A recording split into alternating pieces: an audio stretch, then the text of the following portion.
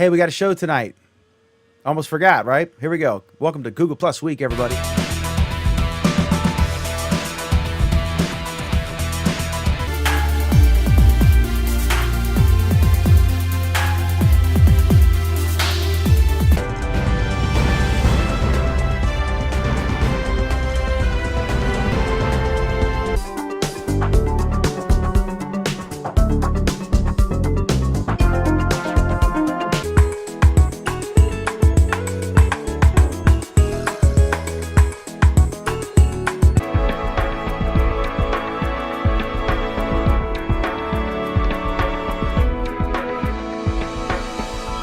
Hey, welcome. I'm Dan McDermott, your host. I guide this motley crew. Actually, they scream at me and I have no control. But anyway, welcome to Google Plus Week, our Friday program, an unofficial look at the world's coolest platform, social layer. What the hell is it this week? Oh, wait, they just said, we just found out from TechCrunch that Google Plus is now a platform. It's not a social network. Are we really going to go down this road, Dan? No. Are we really going to go down this road? No. You knew we were. And if we didn't hear it from TechCrunch, you heard it on your favorite blog that was rehashing the TechCrunch story. Basically rewriting it, summarizing it with a few. Okay, so there was an interesting article I saw on Forbes. Forbes can be hit or miss. They're very democratic with. So Allen's, I thought, well, gee, this is a I thought it would be completely trolling. Then I thought, well, the guy's sincere and he's expressing his opinions in an intelligent way, in an honest way. So I showed it to Allen. Allen began laughing out loud, like he just left the dentist and was still stoned. And his headline of choice is "More BS about Google Plus" from Forbes. So I'm guessing you might have a slightly different synopsis of the article than I. Yeah, you could say that, Dan. So if you could share your thoughts on this. The article makes some interesting and coherent points, and only goes off the rails like 5 or 6 times.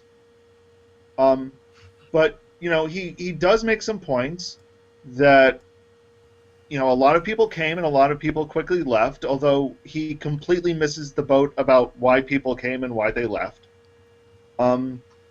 He misses the boat about what Google's purpose was about Google Plus from the beginning, and what Google was very clear from the beginning about what Google Plus was for. And he's trying to spin it now that they are rushing to, cram everything into Google Plus, when we knew from the beginning that wasn't the case. And his conclusion about how to save Google Plus is the most laughable, utterly hysterical suggestion that I have heard to date. Can you summarize his conclusion? His conclusion, the story itself was called "What Killed Google and What Will Save It." Walk us through what you summarized, like explain what his views are, please. Well, his views are, it was his views are that it's a social network that appeals to nobody, has no reason for existing, and its integration with other Google products were just kind of shoved together in a haphazard fashion. And I think I could certainly demonstrate that all of those are false. His suggestion for saving it is, and he makes a good point. I can't help, quoting, "I can't help but regret all the wasted potential. With a core of smart, dedicated evangelists, Google Plus could have been so much more." And his solution to this is, and again I quote, "That's why I think the company should open source the code and seed it with cash and several developers. Give it the freedom that loyal power users deserve. It could become the next Mozilla, and Google can still benefit from the data it generates." What total BS. That has got to be the stupidest conclusion I have ever read in just about any article on the subject. Because we all know that open sourcing a platform from Google has worked so well if we look at, for example, Wave. Wave is now a smash hit because Google open sourced it, didn't they? Come on. Open sourcing Google Plus would have only exposed the fact that it really was badly designed. And that it is, throwing a lot of stuff against the wall to try to make it stick. It wouldn't have gotten any solution. There are a lot better open source solutions that are trying to tackle this problem. Isn't there an open source version of Android? Yes, it's called Android. Okay, so, but there's also the Google version that like to be in the Google Store and all that, you have to be a certain way, right? Well, we could think of those as components. But okay. Android is open source. Now, if we want to talk about that, I don't want to derail us too far here. But my point is, why is it such a stretch then that they would open source something like Google Plus? Android has obviously been successful. Android's successful because it grew from the ground up. It started out as open source and was designed to be an open source platform from the beginning, and an open source platform that anybody could take and use in their own way. Google Plus isn't meant as something that you can take and do with as you please. It's meant as a central service. Mm-hmm. So it's like, I'm trying to think of it. It's not even like, somebody open sourcing their operating system, which has been done dozens of times. It's more like AOL open sourcing Instant Messenger, which they refused to do for ages. It's like taking something that was designed as a central service. It's like if AT&T had open sourced the telephone system the day they launched it. It wouldn't have gone anywhere because you needed all of these different parts to coordinate with each other. Okay, well, what about if they took baby steps? What if they came out with a read-write API? I think that's an interesting approach. The question then becomes, okay, what does it get you? Why is it that Twitter, who started out with a read-write API, has backed off on that read-write API? Why have they done that? And why is it that Facebook, which has the writability into its stream, why did it have so many problems with that writability that people are complaining about it? Don't get me wrong. I have been advocating for a writable API for coming up on 3 years now. And every chance I've gotten, I've raised the question, why don't we have it yet? And I think their answer, while, dodging in some ways, and I'll admit that it's a dodged question in some ways, has a grain of truth to it. And that's that if you had a writable API from the beginning, Google Plus would be a mess. And that's what we saw with Buzz, and Buzz was a mess. That's why it's part of why Buzz failed. Not the only reason. There were lots of reasons why Buzz failed. It seems like to me, and this might be oversimplifying the whole situation, but it seems like to me a lot of this is about expectations. And Google, if they would have been more forthcoming in the beginning and throughout Google Plus about what they expect from the platform and what they are planning on doing and what they're looking for users to be using it for and so on and so forth, that they could have managed expectations a lot better, because everybody has their different opinion about what is success for Google Plus, right? And that's because there wasn't any defined success. There wasn't a real roadmap for what they were supposed to be doing. I still don't know. Really, Craig, here's this gets to one of the problems that I first thought of when Alan first started speaking about this. The problem is Google, they introduced it and then I think they discussed it at I/O. First, it kind of opened, and I don't think they really explained what it was. And then at I/O, I could be wrong on that, but at I/O they said this is everyone has all these different logins for different Google products, and a lot of these products were ones we've purchased, and they're not tightly connected, and we want a social layer that is omnipresent on all of them down the road. And then they even said, now we've shipped the Plus, next we're going to ship the Google. The way it was portrayed, because just as we've seen all this link bait, which was our next topic, but the way it was portrayed is Google unleashes its Facebook killer. Google never called it that. They didn't, maybe obviously if it had overtaken Facebook, they would have been pleased, but that wasn't the purpose. The purpose, at least what they've said, was they wanted to, and Sergey even went into, it's a pain to have all these different, and we've dealt with this with AdWords. Oh, we should tell a story about AdWords. I'm going to add that too. But that was the point of it. But it was characterized with link bait stories. Facebook better watch its back. Google's coming with all its power. And that's not the way they presented it. But all these people, a lot of people read all those stories and assumed that was the case without really knowing it. Because how many people really watch the IO stream or Go? I mean, 0.001% of the population. So they read articles, and that's the way it was portrayed in the mainstream media. And so it's no wonder that, and I again say, I don't think Google does a good job PR-wise with these things. I think they let these perceptions go out unchallenged. And I know as a former political consultant, back when I was young and tall and skinny, that you don't allow the ad to go unchallenged. You immediately attack it. But hang on a second, Dan. The opposite point of view to that is you don't let your opponent write your story for you. You don't let your opponent tell you what's important news. So, if everyone opposing you is saying, this is the issue, this is the issue, this is the issue, you dismiss it quickly and you move on. You don't keep hounding on the fact that, no, this isn't the issue. Well, but it worked great for Dukakis.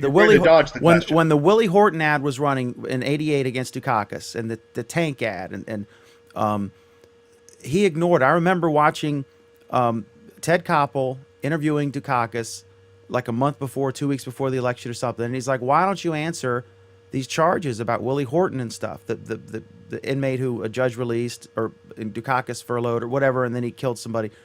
And he's saying, "Well, I want to talk about my programs," right? He thought it would just go away. I'm saying if they're burning you, you've got to respond. There's nothing wrong with having your CEO not accept the premise of the question, while at the same time having your PR people go for the jugular vein on these people and try to set the record straight. Fox News is great. You write a story or a blog post criticizing a Fox News host, you see what happens. Let's bring it back to right now, okay? Here's a perfect example with Vic leaving, right?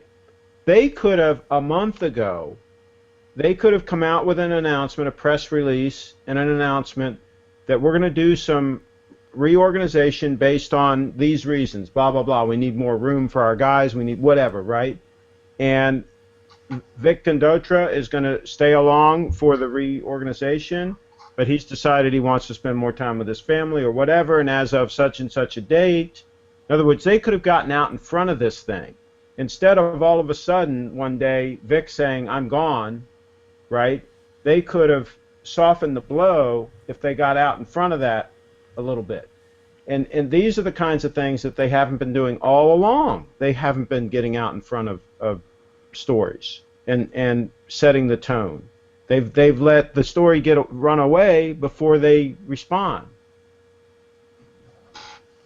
Yeah, you can't do that. I mean, at some point, and their attitude is, we can't control the media. They're going to say what they want to say. They don't realize the damage that it does. This guy from Forbes, the first article Alan talked about, he clearly is an intelligent person. He likes Google+. He's not huge on it. I mean, he's not a huge engager on it. But he clearly is not coming at it with hostility. Just like Alan loves Google+, but he can be ruthless in criticism if it's warranted in his mind, right? But he says it with affection. We want the service to succeed. And he was just clearly had incorrect perceptions that were shaped by these stories that I feel are not in any way connected to reality. Like some of the But the problem is Google isn't coming out with enough reality. Google is forcing us to basically speculate. Craig, let me start by saying I actually do sort of agree with you on this one. My biggest concern, though, is it's not clear to me how they could have gotten ahead of the story. And part of the reason why is we don't know the exact circumstances of Vic leaving. We don't know if he was fired. We don't know if he walked off by himself. We don't know the details. But, some of it, Google moving to a new building, Google, the Plus team moving to a new building, in a lot of ways, that's incredibly routine at Google. Do you want to know the 3 other groups inside Google? But the head leaving during all of these other things happening all at the same time. Well, and that's it. That's why, if they fired him, you now have 2 problems. One, yes, you want to get ahead of the story, but at the same time, you don't want to leak out that he's being fired. You don't want that to leak out. Yeah, but I mean, they could still. I guarantee you, Vic would have agreed if they would have said, Vic, we're giving you the boot, but we're going to send out a press release now saying that you're booted as of such and such a date, but you're really gone now. He would have played along with that. No. If they gave him the money, boot, he's got a bunch of stock and everything else. I mean, he's going to play ball. He's probably made hundreds of millions of dollars because he came in 8 years ago. The stock's gone crazy. Him playing isn't the issue. But even if you release that saying, he's leaving in 2 weeks, the articles would have been the exact same thing. Yeah, but still, they can say he's leaving and they're vague about it, which usually means you were canned. Or he may have just decided transitioning to a new team or whatever, and he wants to spend time with his family, whatever. But I'm saying if you give it a little bit more lead time, as opposed to it being so abrupt like it was, that leads to all kinds of speculation. There's still going to be speculation, right? But at least you're softening the blow, I think, a little bit. And I'm agreeing with you. I just don't see anything that they could have done that would have changed the spin on it, really. Okay, we agree. He either was fired. There's 3 possibilities. He was fired, or he quit, or they had a big disagreement about direction or whatever, or there was going to be some thing that he didn't like, and they had a mutual parting of the ways. I mean, there's no other possibility here, right? Either fired, quit, or something in between. If he quit for another opportunity or to spend more time with his family, to drive his Tesla, whatever, then I think spend his $100 million.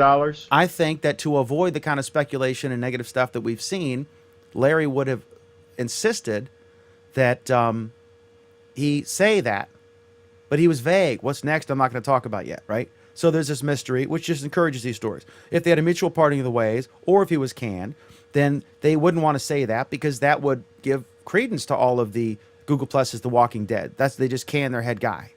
So they just said, okay, look, here's a bunch of money, and you will say this, and we will pay you a lot of money to say this, and you just leave, you find another gig, and let everyone think maybe that's why you quit or whatever, but let's just move on and survive through this. I think that's probably what happened, if I had to think about it. But my point is they should have been able to at least have him release a statement that wasn't vague like he did and at the last minute and so on, with no notice. And I mean, he should have been able to release something saying, in 3 weeks, or better yet, a month, I'm leaving to do thus and such, or there's family matters that I don't want to make public right now, but we're going to transition. We've got plenty of time to do this. I'm going to be here for another month. Craig, plenty of time to set up the new team. Craig, let me ask you a question. When was the last time you heard an executive say that? My gosh, look at what Steve Jobs did. Steve Jobs posted a No. Steve Jobs released a press release saying, "I'm stepping down from Apple. I suggest that the board execute its transition plan effective immediately." Yeah, and he had been grooming Tim Cook for a long time, and everybody knew that. They did the best they could. For years, though. It wasn't they because did the best they could to show that they had done everything possible to have a good team in place when Steve was gone. They did everything possible. And I don't see any evidence at all that Google did anything possible to make this particular transition smooth. And Steve was the preferred choice. Tim was the preferred choice of Steve, and Tim was a big part of especially the logistics, moving all the factories to China and making the trains run on time at Apple. He was a big part of that. He was the right-hand man of Steve Jobs. Steve made it clear that the he was logical his successor. Choice. Yeah. Steve made it clear that he was his choice. So I think that was a good example of a smooth transition, as smooth as you can get. Vic, we love Vic. He was our guest twice. We're honored to have had him. I wish him well, but because it was so sudden, at least it appears to have been a sudden thing, I'm guessing either it was a serious disagreement about something and there was like a mutual parting, or it was said like, we really don't think you're cutting it, or there was some kind of thing that caused them to separate. Dan, you raise an issue there that I think is an interesting issue that I've heard almost nobody talk about. Okay, in all of these articles that are talking about, Google Plus being The Walking Dead and so forth and so on, not one of them is blaming Vic. Why is that? I don't know. That's a good question. I mean, don't get me wrong. I like Vic as a person. Well, there are some of the articles that said that he was hard to work with, and there was some friction between him and some of the people. So I mean, right, but why aren't they blaming him more for, as they put it, Google Plus being a failure? Probably because he's gone, and they don't want to pile on. Why not? It's a perfect time to pile on. Blame the guy who left. Everyone knows that. When the Titanic sank, there was a lot of blame of the captain. Ordinarily, that happens, right? If you're writing an article that the ship is sinking, one would ordinarily say, well, maybe the captain should have, not hit the iceberg. Sure, and as Microsoft is going down, everyone is blaming the head of Microsoft. With all the problems that Apple is having, everyone's blaming Tim Cook. Steve Ballmer, that was the guy's name. Maybe, right? Alan, maybe it's as simple as the fact that they think that he was a good, qualified guy that came with a good background from Microsoft and so forth, and that he was a top-notch manager, and that although some people may not have liked him, that if it's failing, that it certainly wasn't his fault. Maybe they don't believe it was his fault if it's failing. Really? Yeah, maybe they don't. I think if there are other reasons why it's failed. If he had quit, if it was like a finding Jesus moment, or he was about to get a new job, then I think they would have insisted that he say that. I have an exciting new opportunity coming, and I'm sad to go, but I'm looking forward to it. More information up to date to quell this kind of thing. The fact that none of that happened, that they were all mysterious and tight-lipped about it, tells me that there was a hell of a severance package, and that he's going to take some time off and look for new opportunity. We're all speculating here based, it's circumstantial. I just don't think I can't imagine a scenario where he left voluntarily, just, Larry, I'm out of here. I'm sorry. I love you, but I've got, for whatever, I can't think of any situation like that where the way it was handled would have been the result, because it was not good, because they knew all these stories were going to happen. I think that the silence was because they didn't want to say we had a parting of the ways, or we're canning him, because that would have encouraged even worse stories than they got. Or at least so they thought. Maybe it wouldn't have, because they were pretty freaking bad either way. That's my thought. I'm sorry. Well, I think time will tell. We'll see what they do with the rest of the team, and we'll see if they hire a new person to take over for him, a permanent person in that position, and we'll see what happens. I don't know, Craig. I think it's pretty normal for people to move up in the ranks. We've seen that at least twice so far in other. Yeah, if he moves up and they replace him with somebody else, then I agree. Really? So who replaced? Who came in and stepped into Andy Groves' position? Was it Sundar? I don't know, but normally if you've got a major position and you promote the guy into another position, normally somebody takes over the previous position. Right. Otherwise, you're saying that position wasn't necessary. But people don't normally talk about who that was. We don't know what's changed on the internal structure. We don't know if anybody's taken over. As far as we know so far, but as far as we know so far, the gentleman that was in charge of engineering is now the head is now in taking Vic's position, but he's also holding his previous position. That's what we know at this point, as far as I know. He's holding his previous position.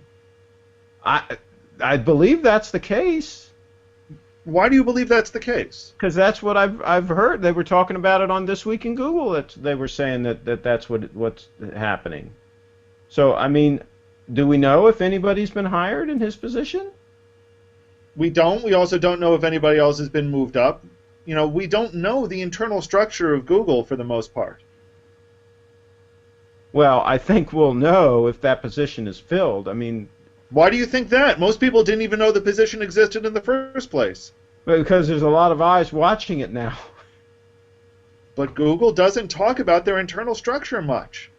All right, well, we'll see. Time will tell, I think. What was that fantastic article, the inside story of Larry Page's incredible... Of Larry Page, yes.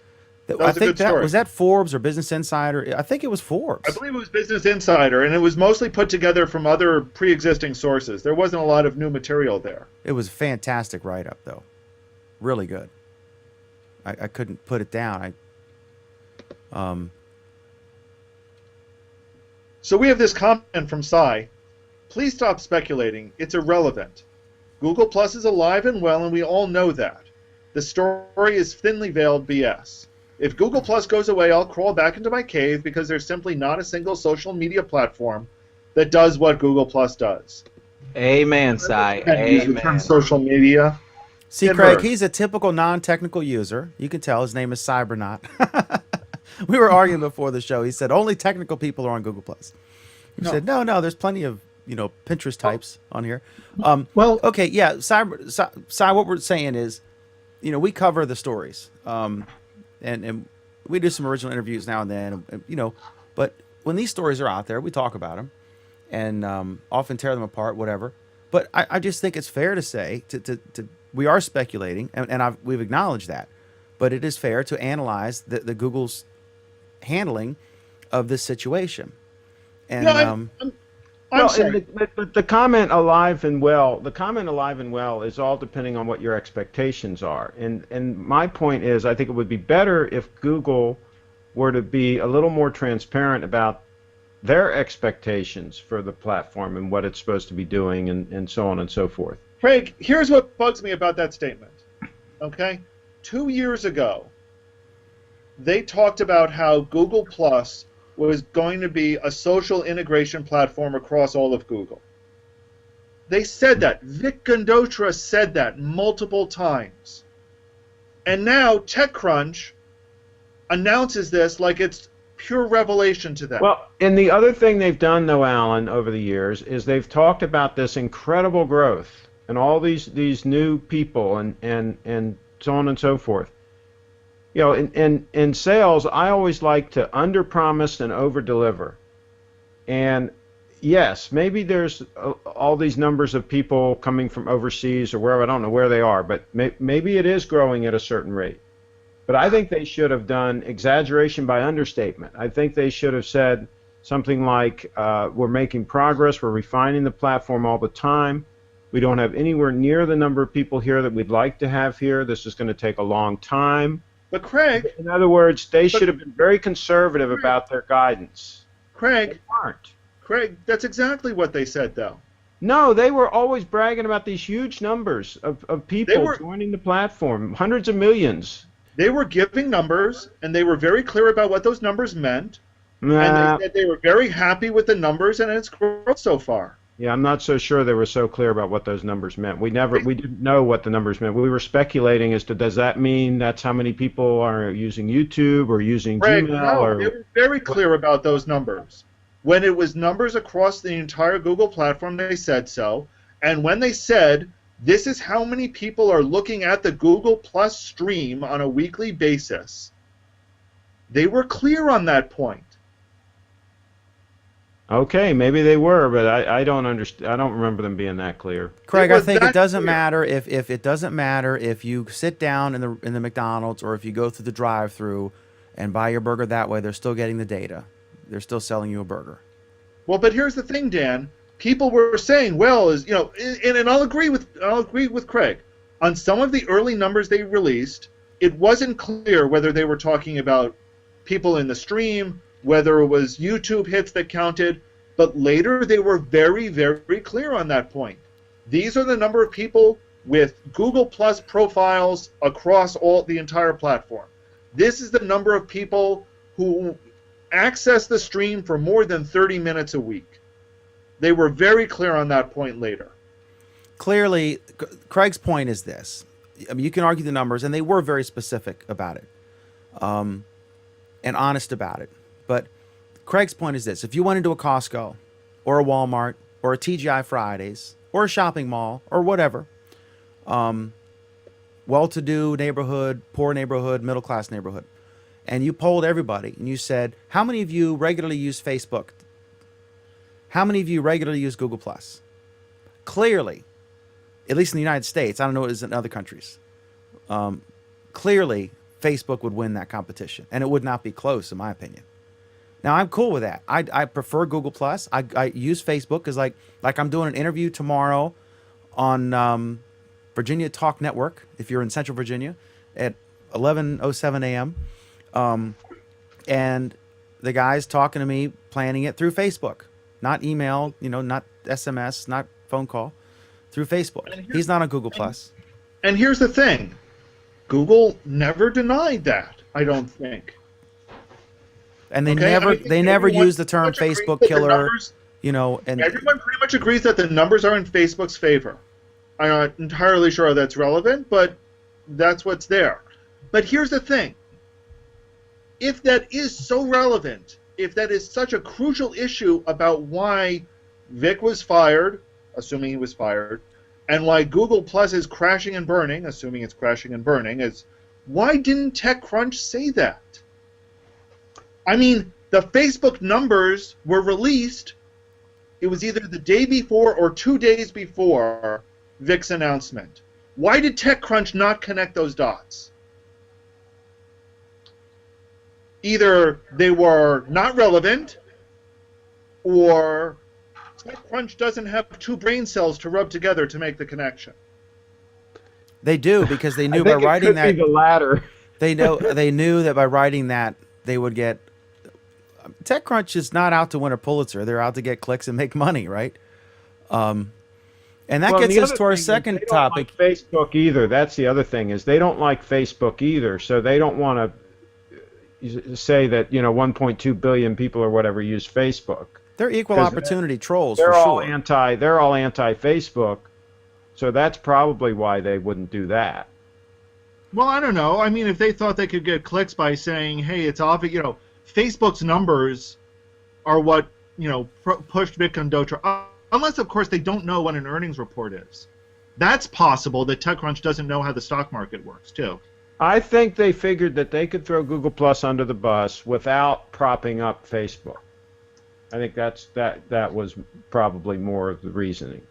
This behind okay on Well, this then top. why didn't they throw Vic Condotra under the bus while they were at it? it. That's a good question. They might do it, and they might wait a couple weeks and do another article and throw him that's under really the bus and get more play that way. Because, And here's the thing. Don't get me wrong. I like Vic as a person. I think he was a terrible manager of Google Plus. And I've said that before, so I don't hesitate saying it now. Google Plus was mismanaged. And ultimately, I'm going to lay the blame on that at Vic's feet. Now, do you think if they bring in a manager now that really manages it properly, do you think that it could be a lot more successful than it is now? And if so, how would you define that success? It's an interesting question, and I'm not sure how I would define the success, because I don't necessarily see the stream as being the successful component, the most successful component of Google Plus. I think Okay, it's so, a so component. how would you define success? Obviously, you don't feel that it's as successful as it could be now because you said that Vic wasn't managing it well. So let's say somebody was managing it well and just hitting it out of the park. What would you see? What would be the results of that? Parts of what I would see is to see how well it integrates through other components of Google, how well it makes other parts of Google easier and more popular to use. So, for example, I would look at how well does it integrate with Drive? How well does it get more people to use Drive's sharing features? And Those UI components issues. of Drive that are right now very difficult to use. So like No. a much smoother experience throughout the whole ecosystem. Yes, I would look at things like, okay, with Google Play Games, how many more games are released using Google Play Games components? And what does that, how many of those features, which are almost all Google Plus features, how many of those features get used by how many games? So there's a metric that I would look at more, for example. Oh, Dan, the way I see Google's strategy is it's kind of like I say, I was mentioning going back to Apple. When the way Apple started off is they started getting into schools because they knew that if they got to the schools as the people grew up, they would go with the Apples and stuff like this. And they had a long-term strategy in doing that. I see Google as having a long-term strategy. Right now, Google's doing exactly what Apple has done. They're putting out all this stuff, the docs and the words and all of these links and stuff are really pushing with the schools. The schools are really taking off. This is what I've been reading. Thousands of articles of all these schools have switched from iPads to Chromebooks, and they're all switching from Apple to Google. And so I see Google's long-term strategy as completely taking over the educational unit, and that means that all these people will be learning this stuff and learning the Google Plus and all this stuff as they grow up. And I literally think that Facebook will eventually completely disappear and other things will take over, not just Google Plus, but Facebook only has it's a one-level thing. Google has Chromebooks, it has tablets, it has the social networks, it has all these docs and stuff. It's huge, and Facebook is only a one. But Facebook is going to be on all those things, though, that you mentioned, and they are on all the things that you mentioned. So they don't care what devices people are using, right? As long as they can get on their Facebook and interact. Yeah, but what I'm just saying is, as a company, I see Google doing much better than Facebook in the future. Well, I, for one, hope you're right. I'm not a big fan of Facebook. Okay. All right, so this gets to the second thing here about just in general, this topic. I said link bait run amok. I just want to get what your thoughts on this, because as we look at this all started, the TechCrunch article was the one that was just the first or most prominent written along these lines, because and if you think about it, Google Plus is The Walking Dead. That's a pretty provocative headline. And then a bunch of other sites, then TechMeme ran it, and then every other site rewrote that post so they could get links of their own. And each time it just got increasingly inaccurate. I was very disappointed in an Ars Technica rehash, because normally I expect higher quality from them. But they did a completely absurd rehash of that story. The bottom line, though, is they made they probably made a lot of money from the clicks on that story and the shares and stuff. And a year from now, if they're proven completely wrong on almost everything they wrote, nobody will remember. I mean, if I say what's a huge fail in journalism, you would be hard pressed. You could think, okay, there was the Geraldo Rivera was going to open Al Capone's secret vault, and there wasn't anything in there. But it's hard to think off the top. You know what I mean? So they get away with it. Like, I'm a big fan of the McLaughlin Group, and every week at the end they have a prediction. I have no idea what their accuracy rate is. I think at some point someone wrote an article about that. But most people, they just enjoy the prediction, like, makes you think, but you're not going to remember that in 4 weeks. And so they get away with it. And it causes people to get inaccurate information, as we saw in some of the premises that were built upon in that first Forbes article that Alan was talking about. And that's the price you pay for freedom of speech. But still, I wish they were a little more responsible. But then, has blogging gone the way of the, what was that daytime show, Craig, where there'd be a fight at the end of every show? Jerry Springer. Yeah, Jerry Springer. Has journalism turned into Jerry Springer? But Dan, I think the reason for all of that is people are becoming numb to low quality news, so-called news, right? I think most people in the back of their head realize that these news shows are really entertainment anymore. That they really can't count on them for accurate reporting of facts. So is TechCrunch the Rush Limbaugh or the Al Sharpton of All tech, of them, not just tech news? TechCrunch, all of them. Because you think about it, look at all the sites that referenced it. They all rewrote it, but then they linked back.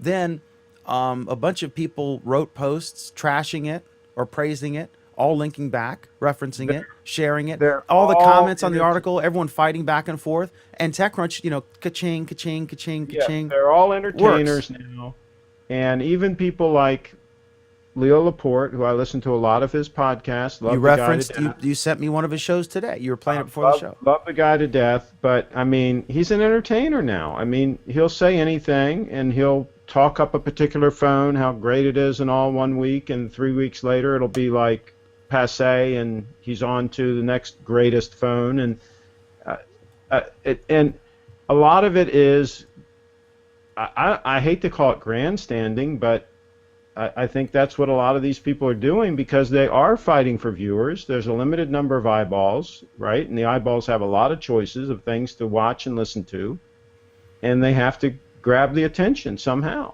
Now, this isn't new, of course. I mean, William Randolph Hearst was famous, for this sort of thing, and many journalists before that. It's just, But Dan, back when there were 3 networks and there were 3 news anchors at night, right? Then I think that they could have a little bit more credibility because it wasn't as cut up. The whole audience wasn't as cut up, right? There weren't 1,000 things for people to watch. there were 3 wasn't things. outlandish, obvious bullshit stuff on the CBS Evening News. I mean, but in the newspapers, there's wide competition. Also, the networks are regulated by the government, right? They could get in trouble, with stuff. Alan's got a comment. Alan, are you muted? Yeah. Sorry, Alan is muted at the moment. This is actually from our earlier discussion. It's a good question, I think. What would you have done differently if you think Vic didn't do a good job? Let me start that. I guarantee you, once Larry heard that Vic was going to leave, or discovered that he was going to leave, or made the decision that he was going to leave, I'm sure that he went to Bradley and went to Bez and had a conversation. I'm hearing our numbers are not what I'd like. What do you think we've done right? What do you think we've done wrong? Hypothetically, Alan, if you were in charge, what would you do? And he listened to these folks, right? And Larry's no dumbass. And he probably liked what he heard from Bez, and Bez probably has a bunch of good ideas. Like, I think it was a mistake to do this. We should have done this. Here's the missteps we made. Here's what I would do to fix them. And Larry said, "You're my man." I think that's what happened. I think, interestingly, that's not how I interpreted the question. Although that's an interesting way to think about it. I look at it in terms of what are all of the things that I've said for the past 2+ years about, they've been throwing stuff against the wall to see if it sticks or not. In fact, I would go back to the very first call I made into this show that I was complaining about that's well known as a Vic decision. To make it the real names policy. I think that was a mistake from the beginning. I think it was well-intentioned, but I think it was an incredibly bad approach that they took. Unless, Alan, alienated- let me just say one thing. Let's look with the benefit of hindsight now. They've enabled. Remember when they first announced this? This was the common identity among all Google products. I think from the day one. In fact, the impetus for this may have been, look at these YouTube comments. This is a freaking cesspool. If the Obama Right, goes live, but- people are saying the N-word, all kinds of stuff, and they're doing it with anonymity. We got to clean that up. How do we do it? Well, let's have a real identity that you have to prove who you are, and you have to use your But real here's name. the And people thing, aren't going to Dan. do that under those circumstances. And if they knew that ahead of time, maybe this all makes sense. Go ahead, Alan. Dan, it's a shame that you haven't listened to me one bit in 2 years on me making this point. I've completely ignored you for 2 years. And now that is not I news. confess. Alan. I confess. That is not news. No, it's not. Here's the problem. There's a difference between anonymity and pseudonymity. And I think it's entirely appropriate that they created this system as a single identity. That doesn't mean that you needed to force people into using a particular name, which may or may not exactly represent what is on their birth certificate. And you'd think that some of them would be sympathetic to that because there are some Googlers who have a flower or a cat as their Google Plus profile picture. That Well, doesn't and mean here's that the they know who they are. From what was said at the time, what we've learned since, and what we know about, this was an incredibly contested decision internally. Most Googlers opposed the decision. This was, and this is the clearest indication that we have, that this was something that was handed down from Vic. This was very definitely a Vic Gundotra decision. And very often people will use a nom de plume, a stage name, whatever, and that doesn't mean they're not who they are. Exactly. So you could have a method for establishing that they are a particular person, regardless of the name that they're choosing to use, and that would have made a lot more sense. From Cy, don't get me started. Cy, don't get me started, because this is actually what got me started on this show 2.5 years ago. And it's been downhill ever since. Yeah. But, I think there are ways that they could have handled the unique identity issue without falling into the real name trap. And it clearly was a trap, because as we've seen with the YouTube integration, YouTube has allowed these pseudonyms to come in and work as people. So it was a back door. iJustine is known as iJustine everywhere, and that's not her name. Well, let me point out that Vic's name is not Vic. It's not Vic, yes. But Vic is the nickname that he goes by everywhere, and Prisoner is the nickname that Alan went by everywhere and goes by with his friends. Dan, stop. It wasn't the nickname that I went by everywhere. It was the name that I went by everywhere. Isn't nickname by definition the commonly used name as opposed to the legal name on the birth certificate? Did you call Vic? Did you say that Vic was his nickname or his name? I said it wasn't his real name. It was. You said it wasn't his real name, but you didn't call it his nickname. You can get to, is it a variation of his name, like Jack John? Okay, speaking from experience, Vic for Victor, but although his name's not Victor. Go ahead, Anthony. You've talked a lot this episode, but we're going to go ahead and let you speak again. Speaking from experience my entire life, because I don't go by my name. My legal name is not Anthony Clauser. It's Larry Anthony Clauser II. So I mean, going by Vic that's not a nickname. That's the name that you go by, and I guess it's not the legal name, but it's very different from a nickname, and that's the point that I wanted to right, and that's kind of my point as well. Is yes, I can see why you would say that Prisoner was a nickname, but it wasn't. There are a lot of people that don't know me by any other name besides Prisoner. That was my name to them. You can argue that there's a difference between Anthony's case, where he's using his middle name instead of his first name. And maybe that's what they called him. I grew up as Danny. My name is Daniel. I go by Dan now. I think that's a little bit different than going from Alan to Prisoner, because it's just a short form.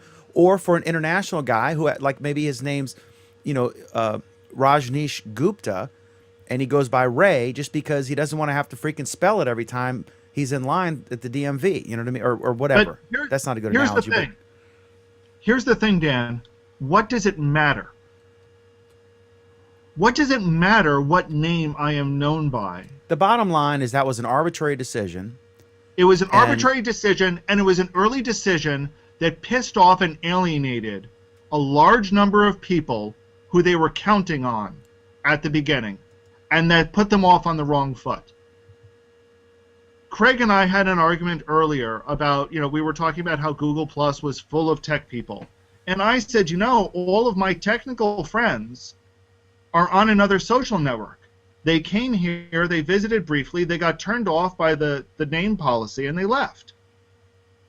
And I think a tremendous number of technical people left early on because they were being harassed by the name policy.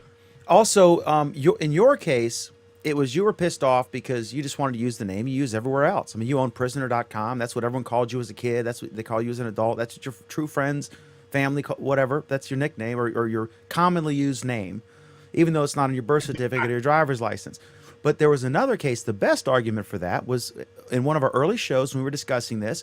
It was, I think she was a middle school teacher, and Yes. she wanted to engage in honest dialogue that might not be politically correct for a government employee, to say.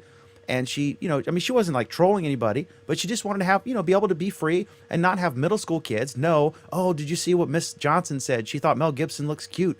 She just wanted to use her commonly used social media name on Google Plus so that people who did come from Facebook and were looking her up would look up that name and not find her. They didn't know her real name, and they forced her to, and she didn't like it because she wanted to be able to express herself without fear of retribution, and not retribution from administration as much as she just didn't want her little kid students to necessarily know all of her, the fun adult things she would talk about with other adults in a forum. Well, and that's a exactly. great example of a flaw in the real names policy. Here, exactly. I mean, we have to remember one of the things that Google pitched with Google Plus from the beginning is that you would be able to separate your different personas. You would be able to separate your professional you and the you that goes out drinking at night. And yet, here was a case where they were denying you the ability to do that correctly. Now, I didn't mean to belabor this point so much, but Mehdi asked, what would I have done differently? This was the first big example of how I would have treated things differently.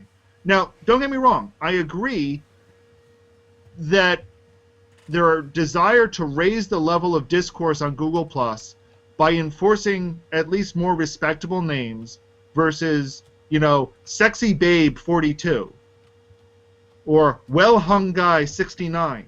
I can understand that, and I appreciate that. But I Actually, think that's my legal name. Just What, Craig? the last example you gave, that's my legal name. I'll give you Just so another you know. example. Let's say you're a celebrity. We have a quote. Cadeas, go for it. Ding, ding, ding. Identity is an identity. Lady Gaga, Marilyn Monroe. It's a really long list. All of whom, with the exception of or Lady Gaga, was an early user of the platform, and that was fine. That Prisoner was got Lady Ada that was quoted there, by the way. Prisoner today. got banned. You were kicked off the show, and then complete vindication was when you interviewed the head of Google Plus afterward and got to bitch to him about it. That was awesome because I don't see Zuckerberg doing shows with users. Another example, if you're a professional and you have a completely different thing, like Ed Bradley from 60 Minutes was a great musician and was in a couple brass bands, and he had like a nickname, and everyone knew it was Ed Bradley from 60 Minutes, but the 60 Minutes thing is the #1 news program ever on television. It still is. It always has been. It's always in the top 10 every week of all shows on cable, broadcast, whatever. It's a class act show. They're, more Emmys than God knows what. But he obviously, when he's in a band, slamming brews, cigar, playing a brass instrument, to some jazz, doesn't want to be the same guy from 60 Minutes. So he had a nickname that he used, even though everyone knew, but he would market it that way. This actually leads to another thing that I think was one of Vic's big missteps on front. Cadeas, you've been corrected by Sai. I just want to point that out. I saw that. This leads to one of the second big missteps is that up front, people tried to create accounts for brands, and this was shot down very quickly with the promise of, oh, don't worry, we're going to have brand pages real soon now, and they'll be better. They'll be better for this. And it turns out there's really not a lot that brand pages brought to the table over user pages. And I think that horribly confused things. And I think, I don't know if this was a Vic decision, but I think this was a place where he should have executed more of managerial prerogative and said, look, what's the difference between these two? But also, they're judged by a higher standard. When Facebook started, it was a couple kids in a college dorm room. I'm sure that Google Plus had brand pages years before Facebook did, but Google is held to a higher standard. They're expected to, hit But the here's ball, also the hit thing, the though, Dan. run out If of you the compare it to whatever, Facebook and hit the ball Twitter, running or whatever. if you compare it to Facebook and Twitter, Twitter doesn't care. A page is, an account is an account is an account. They don't give a damn. But it's vastly more For a while, simple. Facebook network. didn't either until they started, trying to split things up. Google approached it from the other direction. And for a while, we thought they were going to say, okay, this is good because they're going to, force, they're going to force real people behind this. And they didn't. The Pages rollout was just one misstep after another. You just that have they to have a barely creative recovered from at name. this point. Like, I doubt Cybernaut's driver's license says that, but as long as it sounds right, it'll pass the muster. They don't, and they're not No. strict on it like now, right? Are they? Well, they were nuking me over Priz on air, which looked like a name. You really You had did? the You tried that, Priz? really? Oh, yeah, I Priz tried on that. air. Priz A lot on of these air. guys are. You didn't even know the band. Oh, what's that song? She thumbed up her nose as she walked by my Cadillac. What was that? That band. No clue. While you think about it, Kadeus, you had a comment? Thomas Mine went on to say he has a few Google Plus accounts and he's part of a role play community and has to have multiple accounts for his characters because of real name policy, basically. It's an interesting point. Sawyer Band was the band I was thinking of. Sawyer Brown. It was during a time when they didn't think that the record companies felt that groups were not working because, like, Alabama had broken up and they were all into individual artists like Tim McGraw and stuff, and so they had to come up with they were a band, equal partners, and they had to come up with a name that sounded like a guy, right? So they came up with the name Sawyer Brown, even though there's no member of the band, like Pink Floyd. There's no guy named Pink Floyd, and so they came up with that name Sawyer Brown, just so that in the same way J.K. Rowling, they told her, well, you can't be a woman because little boys will not read your book about a boy wizard, and that's our target demo. So we're gonna give you initials. So it seems to have worked out well for her. Anyway, All things as for considered. what else do I think could have benefited from better management?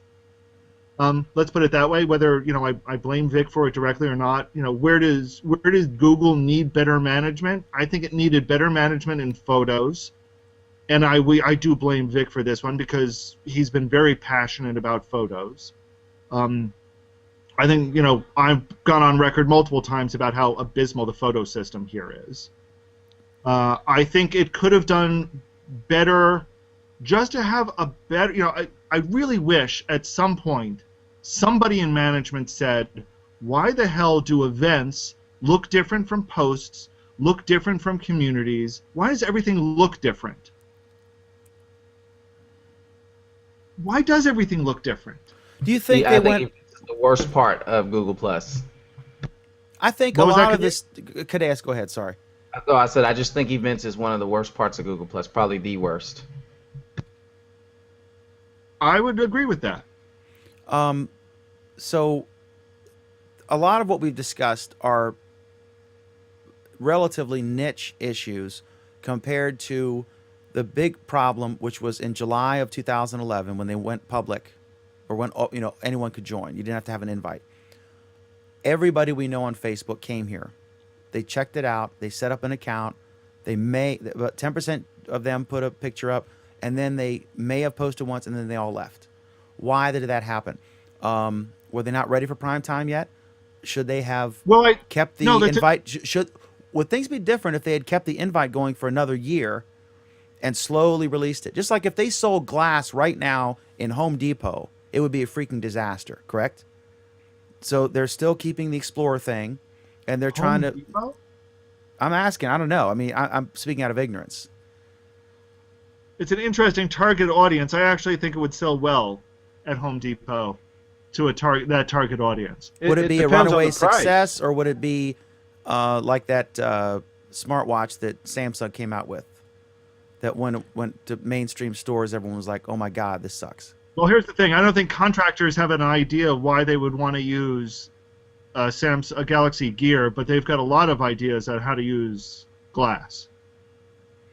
But we're really off topic on that one. Any other thoughts on where they? No, yeah. To answer your question, I think you make a good point there, and this is again something I've been saying for a long time, is that they never gave us a compelling reason to use Google Plus.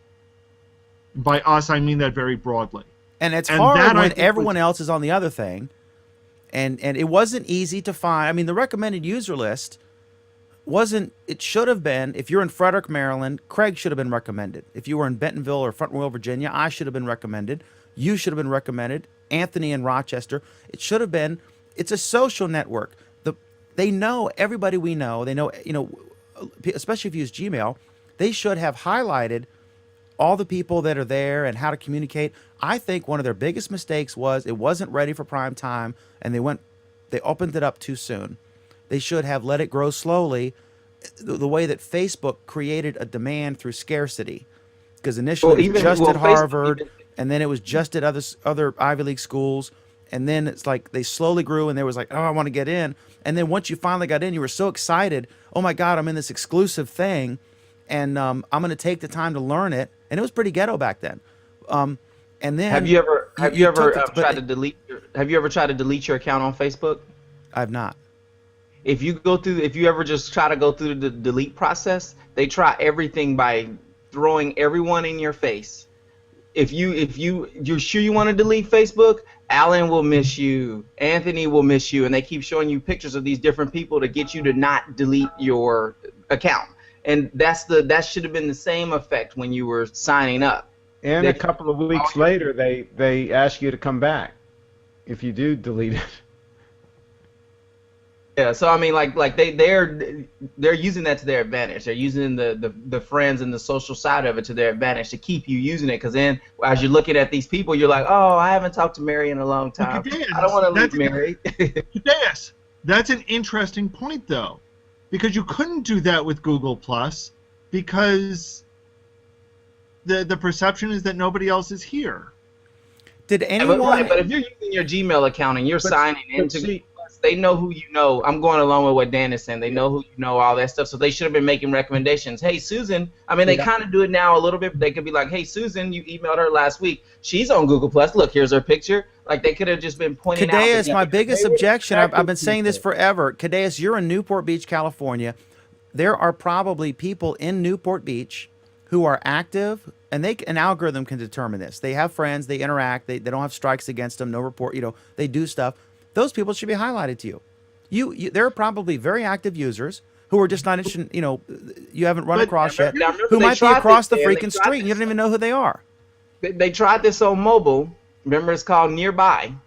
If you hit the Nearby button, it'll tell you everybody in your area that's actually using Google Plus. But unless you use it deeply like I do, how would you know that? You wouldn't even know. I don't even.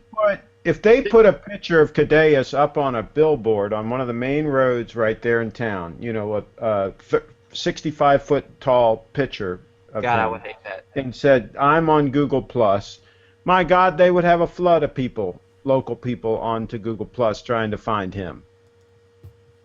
Not rocket science how to grow this network.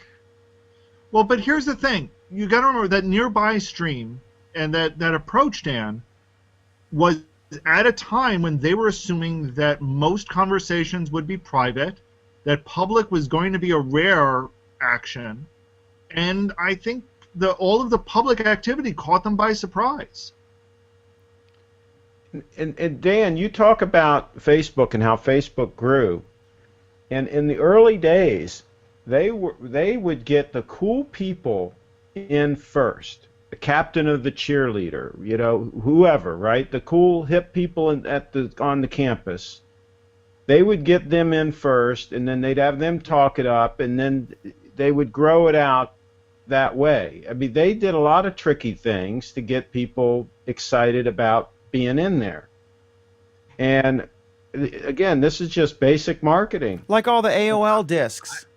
AOL I was a don't social see- network. It wasn't just I a don't content see- network. Remember Yeah, all I the don't discs see you get Google trying to doing these recruit kinds you? of things. Well, And but it's- here, hang on. You both just said really interesting stuff.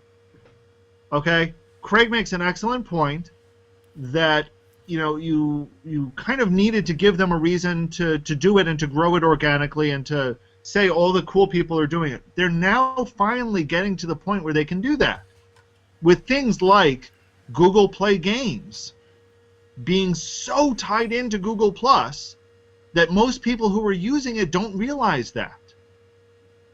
And Dan making the point about AOL being a social network, more than once upon a time before it's failing as a content delivery network. And I think this says something very, very important if we look at where some of the executives came from. Vic came from Microsoft. Monolithic, my way or the highway. That's been Microsoft's motto for years. Another executive came from AOL. Do you know which executive that is? I don't. It's Bez. Interesting. So they're actually going to have someone who has experience in a social network working on the social network or running it. Radical concept, I know. I mean, that was my thought. Like, how many people have actually had worked at a successful social network? Not necessarily successful today, but successful in its day, right? Because they've learned over time what went wrong and what they did right. It's just, I don't know. And hindsight's 20/20, right? You got a comment there, Cadeas? Yeah, it looks like Andreas says that in the beginning the nearby feature was very highlighted in the beginning. It was. Wait, it was that just the beginning? But anyway, it was just pushed back later. And yes, most people don't use public was a poisonous pill. Millions seem to be dead profiles now, which are sometimes not.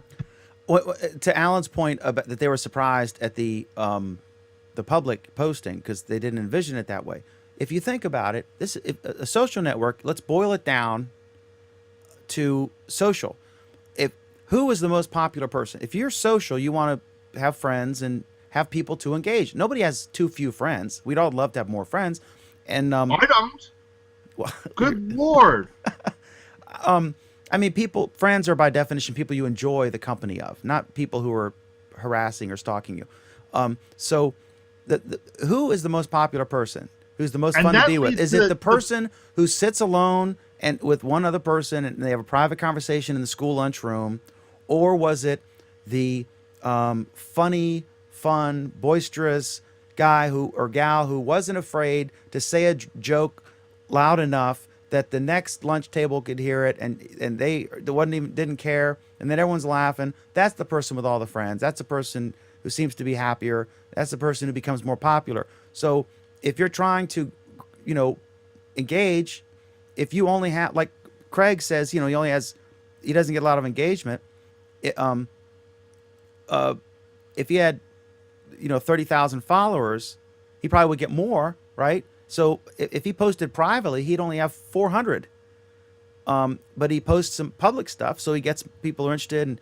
And it's just, I don't think it's at all. It should not have been. The fact that it was surprising that people would want to post publicly on a social network is, I don't want to say indictment, but basically an indictment of their level of experience on what social really means. Not in the computer context, but in human beings being social creatures.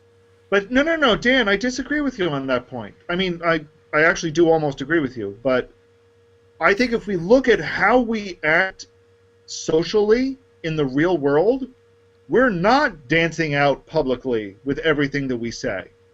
We do a lot of our social activities behind closed doors, in our circles, in our cliques. That's where most of our social interaction takes place. And there are levels of social, right? the way you behave with your little kid, the way you behave at work, the way you behave publicly on Google Plus, the way you behave in the pre-show or the post-show when we're not broadcasting, are all Right, and- different versions of Alan. Right, and that's why the Not circle different concept Allens, but on a different surface levels, makes different perfect levels of sense. reservation and different levels of intimacy. So his Okay, point so that agrees with my point, not your point. I think we've Go ahead, lost Cadeas. all Well, I was concept. just going to reiterate your point. But the only other thing that I want to bring to this is Google Plus. I kind of think of when I go to explain Google Plus to somebody and start to get them to use it. The first thing I ask them is, are you a leader or a follower? Because if you are mainly a follower, when you jump on this network, you're going to say nobody's here. That's generally what people will say. Now, if you're a leader, you're going to get your people to come over, and then you're going to interact with your people, and then they're going to bring their people eventually. But if you go in here thinking all your people are going to be here, then yes, you're going to go in and say it's a ghost town. Like and so usually when I explain that, people give it more of a chance as opposed to just jumping over here going, oh, well, look, Susan ain't here, Bobby ain't here. I'm going back where Susan and Bobby is. So that's kind of how I had to explain Google Plus in order to get more people to use it when I explain it. And there's nothing But wrong with you're either of those also personality types. Go ahead, Craig. You're also managing expectations that way. if you're Exactly. Explaining things like that. And again, I think this is something that Google has not done a great job as far as managing expectations and underselling as opposed to overselling. And they were not helped by articles that said this is the Facebook killer, and people expected a fully fledged, fully grown, fully developed and most importantly, fully populated social network to be just an alternative, like Burger King versus McDonald's, when it's not. I mean, I was only half joking when I said they should buy a big billboard and put Cadeas's picture up there. Obviously, if Cadeas would give them permission, then they should certainly do that. But they could definitely get people that are leaders in the community that are known, like maybe a radio talk show host or whatever, and get them to agree to be active on Google Plus, and then do a campaign around that. Put a big billboard up and say connect with so-and-so on Google Plus. I mean, there's a lot of things they could do to get more real people involved in Google Plus, if that's what they want to do. There are a But lot of again, things they could They haven't do. even said if that's what they want to do or not. They could have famous artists, Pharrell, Bieber, Lady Gaga, release an exclusive song on Google Plus, and you'll get a sudden rush. But that's a Groupon, right? You get a bunch of people who just come for that, and then they leave, and they don't hang out. The bottom line is they got to fix some core things, and they need to get more bodies on here. They need to get before, Dan. They've done that a few times in the past. I think Justin Bieber had something going on at one point. But what I'm saying is that they've tried. That's a Groupon approach. In other words, you do 50% off, and you get a bunch of coupon clippers who come in and buy it, and you don't make any money, and then they leave, and they don't come back again until there's another coupon. So that you've wasted money and you've not grown it.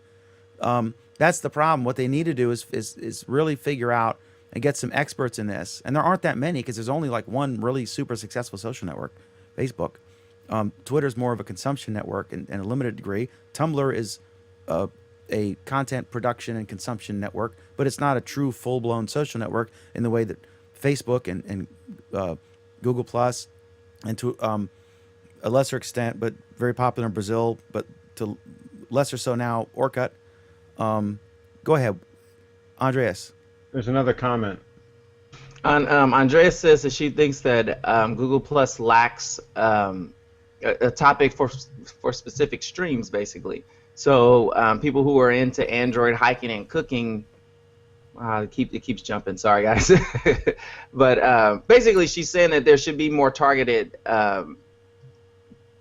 streams, so that way if you're just into one thing, then there's a place that you can go. And I'm assuming that was supposed to be communities, and that didn't pan out so well. Well, the way it was built.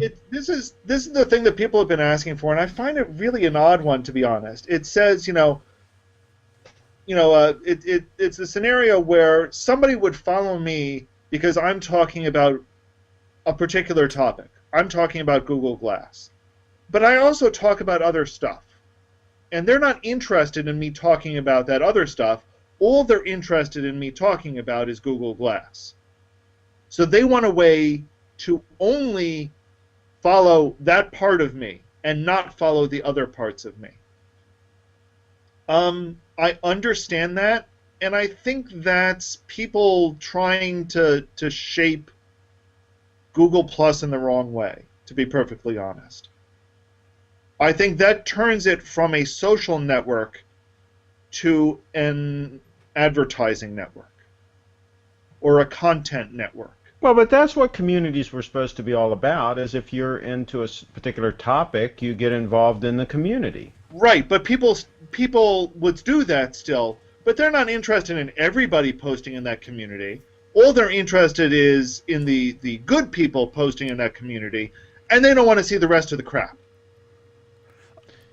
That's So the it problem seems with like, community. well, it seems like it wouldn't be that difficult for Google to be able to build in an algorithm where they thumbs up, thumbs down, certain posts, and then over time it learns what the people want to see. That's the key And- point. That's the key Here's point. the thing, though. They did that, Craig. In theory, that's what the volume controls and the plus Yeah, but one. that's too hard to do. That's too hard to do. What they need to do is they need to have it right on the posts, and they could have used the +1 thing. They did! They could have had something, but it needs to be different than that. It needs to be, you need to be able to thumb up and thumb down it. +1 is just that you're acknowledging it or whatever, right? It's not saying you like it or you dislike it.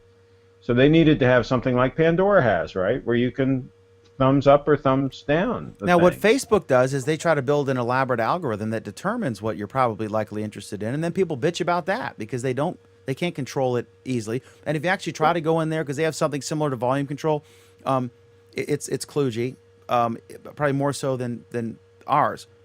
The biggest I failing. find everybody complains about Facebook's controls on that, and I find that for me it works pretty damn good. That I see posts in my stream regularly from the people that I interact with the most and that I care about the most. Those are the ones that I see in my stream most of the time. Now I do also see some other stuff hop in there, but for me it works pretty good. So I don't know what. If you Why have an would you have active problems with relationship, that? it does. If you have a passive relationship, in other words, if you're interested in this person, the things they post, but you don't necessarily chat with them or whatever all the time, it doesn't detect that very well. Yeah, but I do interact. If I see a post that I like, I do click on it. I give it the thumbs up, and I think Facebook is smart enough to know that. Therefore, I want to see more of that person's stuff. I think the biggest failing of Google Plus, I'm not saying Google Plus has failed, but the biggest failing thus far has been that they have abysmally failed in the one area where they were uniquely poised to be a runaway success, and that is they did not use all of the data that they know about us to tailor the individual experience just for us. I brought my mom on here. She's into quilting and gardening, and Hang on. there was nothing Hang of on. that presented. Yes. What makes you think they don't? Because when I brought my mom, my 76-year-old mom, who's on Google all the time looking for quilting things and recipes, she didn't get any of that when she came on here. She got the generic experience. They did not tailor it to her. If I'm interested in Politico, I read Politico. I read Drudge Report. I like all the things that I search for.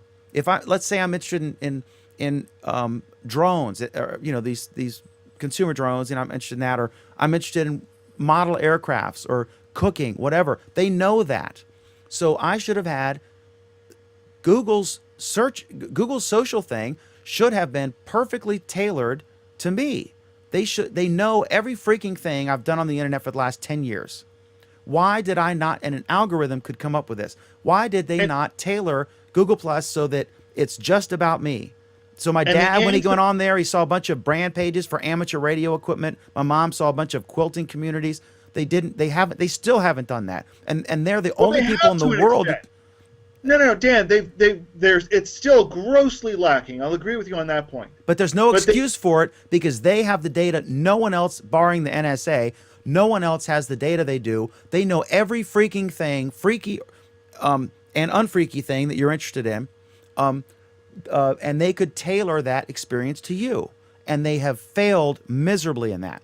And that is absolutely the biggest failing of Google Plus. They were the one social network that already before you, Facebook didn't know me from Adam, Twitter didn't know me from Adam, Tumblr didn't know me from Adam, Pinterest, on and on and on. The only social network that knows everything about me already is Google Plus, and they have failed to develop for new users a very personalized, individual, unique experience that would suck them in. They could have sucked you in like a freaking vacuum cleaner, and they failed at that. And that's bad. Because the right hand probably isn't talking to the left hand. No, we know that they are talking. I mean, that's the pathetic thing. Is They're that we talking, know but they they're not are talking implementing that. because the data is going the other direction. Can you They're imagine, probably- Alan, if you looked at Craig Shipp's search history after you finished therapy, then if you tailored a specific social network just for Craig, all done algorithmically, can you imagine he would be sucked in can't like unsee. if you go to BuzzFeed for 2 seconds to check one link and you're there for 3 hours because you just can't leave? That's the way Google Plus would be. You would be so sucked in, they would dominate. But they're But not you have using got- it, and they're the only people that have all that data. Sorry, go ahead. Yeah, and if you look at my search history, you can't unsee that, by the way. So, There's a reason why we try not to. Anyway, couple of comments. Thomas, is this not what tags are for? And Andreas following up, the hashtag features failed since you cannot subscribe to hashtags on a certain person. I would say that that's not a failure. I understand why people think they want that. I think that would really create an experience that's worse than you think it is. I think Google might have made it a little bit better, and they sort of have with the auto hashtagging, with the auto tagging. But I think that would have created a worse experience than most people seem to think. Maybe I'm wrong on that point, but I don't think it would have really given the experience that people want. I think that was trying to steal something from Twitter. I think it works on Twitter great. It doesn't work like if you're watching the Emmys and Well, but here's the thing. it's a short-lived phenomenon for that. It's event-driven. It's great. Here's the idiotic blasted thing with Google Plus, and this is where they screwed up. This one I'll blame Vic for again. Sparks was an absolutely brilliant idea that was botched from day one. Totally messed up from day one. If they had implemented Sparks correctly, that you had these saved searches that delivered you content instead of making you go look for the content, it would have been a success. And these hashtags and auto hashtags would have fed into that system, and it would have just started feeding it to you automatically. And then, and this is where I think things would have worked out better, then if you start adding people and you add them at a certain volume, yes, you would still get Joe Random's post if they happen to, you have a chance of getting Joe Random's post if they happen to be talking about a subject you're interested in, but you'd have a much better chance of getting the people that you're interested in if they're talking about something you're interested in. You'd still get other stuff that they talk about as well, but to a lesser degree.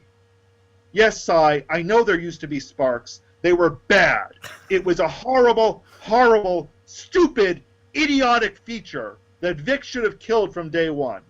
It never should have existed, and it's a good thing they got rid of it. God, I swear to God, you reminded me of C.J. Craig in the scene where the flashback where she was about to get fired from her job as a high-paid PR executive, and the movie guy was in there. The kid and he said, was the he only was- good part of that movie. The movie was bad. It was bad. The movie There were bad was bad. movies. The kid was good, but the kid was a kid. How can you not love The a kid? movie was bad. It was bad. So anyway, okay, so I'm frustrated when Google creates a social network and I go in there and I get a vanilla experience. When I go on any website that uses Google AdWords, all the ads are relevant to what I've searched recently. Dan, stop, because we've heard you say this multiple times now this evening, and I agree with you. I'm trying But to let me ask transition to you the this. next. Go ahead. Whose fault is it that they didn't do that? Who lacked the vision to put that in? I mean, you can obviously the easy answer is Vic, but the real answer is, I hope at least someone there figured that out. I'm shocked and bewildered that from the beginning, their vision, if they're going to do a social network thing, right? If they can say it was just a platform and a universal layer, blah, blah, blah, all they want. But the minute they create plus.google.com, a whole thing that looks like Facebook and MySpace, they've basically created a social network, a destination social network. And that this wasn't integral. They're like, well, gee, what? The problem is they didn't scroogle us enough. They didn't scroogle us enough. They didn't use all of the information and present us with just a incredible suck us in. Everything I've ever been interested in is there. Places I've lived, recipes I like, whatever your interest is. It should have been. They could have done this. What do you got, Kadesh? To be serious, though, the big problem with Google Plus was they didn't understand the number one rule, which is marketing. Less is best. Rich hat. In other words, undersell. I think that's a. Okay, so should we go into the next thing, Alan? I guess so. Okay, so we're only an hour and a half into the show. I mean, we're halfway through our topics, I think. Okay, so this was a post. I think it was from a Googler, wasn't it? This is actually relevant to your last rant, and yes, it was from a Googler. That's why I did it again. So why don't you do an intro, and then I'll draw the analogy that I used, and you can follow up because I think we both agreed on this one. Go ahead. I was going to say, you just want me to say that your analogy is actually a good analogy for once, I think. Well, it's a semi-annual event at best, so I did want to just give myself a plug there. So, sorry, I'm also trying to bring the post up at the moment. It's Brian White, who is he works at Google, correct? Yes, and I'm part of it is I want to try to get his position at Google. Okay, while you do that, I'll just read the first couple paragraphs, and then you can give you a break here.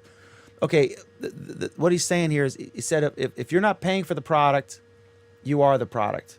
Now this is let's interject here for a moment and say this is a common thing that people say about Google and about Facebook and a bunch of other things. That it's a catchphrase. Since you're not paying for it, you're the product. You're being sold to the advertisers. And his next subheader, but it's hogwash.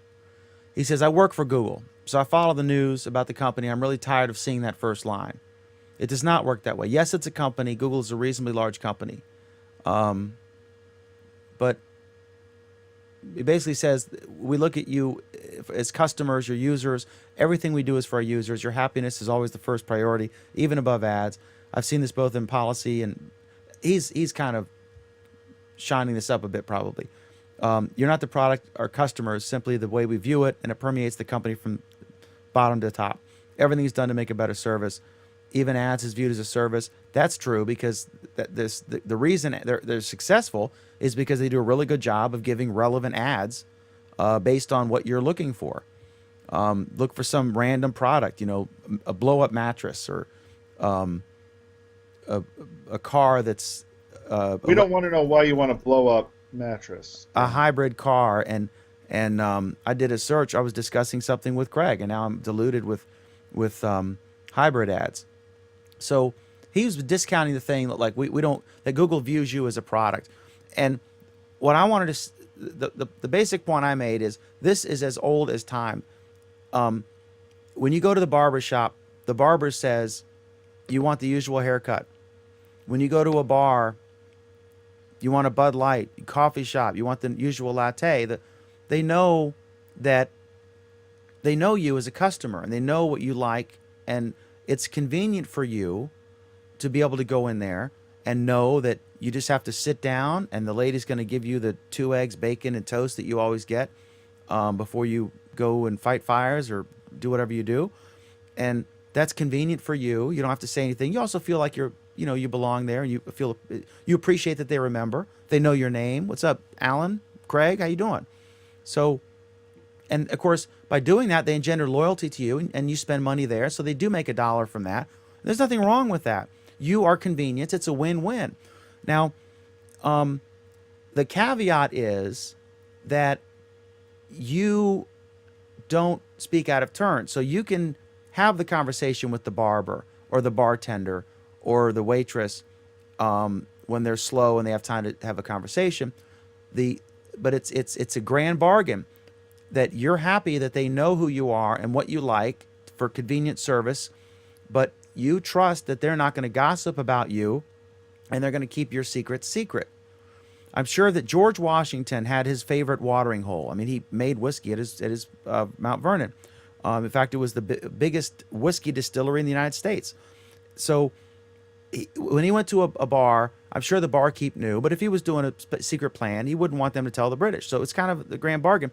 This is why the Scroogled ads coming at the same time that the Snowden thing leaked, like, oh my God, the most secretive, hard to steal secrets from agency in the world, just had a major leak.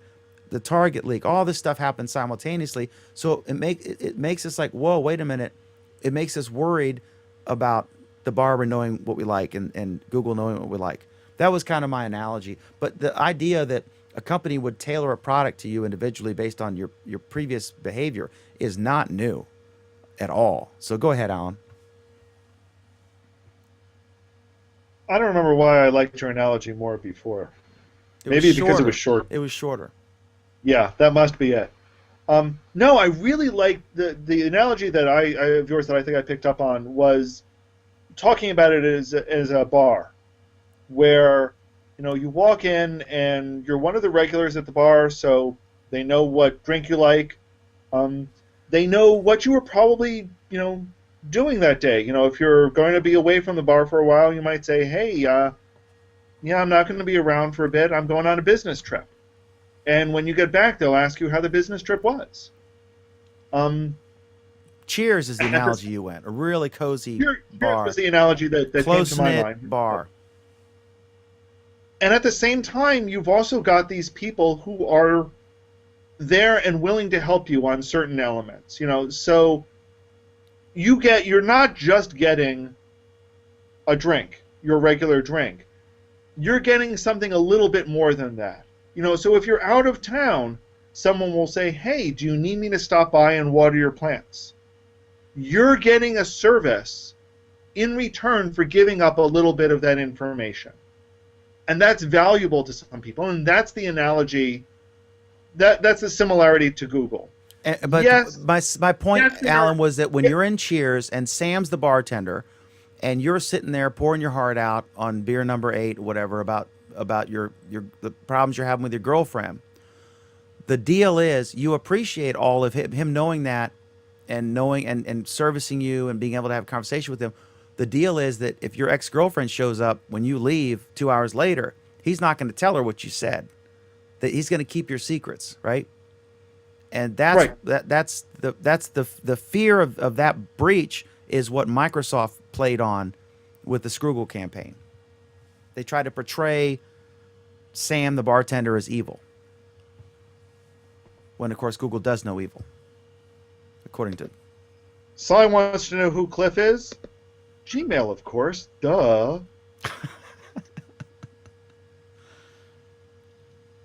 Duh. So I think the other important thing that the article is bringing out is that by giving Google this information, it's not just that you're getting an indirect benefit. You're getting a direct benefit. So by giving Google your calendar information, you are getting back the Google Now aspects, where it can tell you things about your calendar that you may not have realized. By giving them information, by using maps, you're putting information into that, and they're able to directly give you information back. So that's kind of what he was trying to get out. It isn't that they're just selling this, selling access to you. They're giving you something direct. So that's the win for you. It's obviously a win for Google because they're making money. It's a win for the advertisers because they're getting better access to you. It is a win-win-win scenario. One of the analogies I tried to give when I talked about it was, if you look at what television networks used to be like, Yes, they were presenting a show, and they were hoping to get out of that show a certain demographic because they were selling that demographic to advertisers.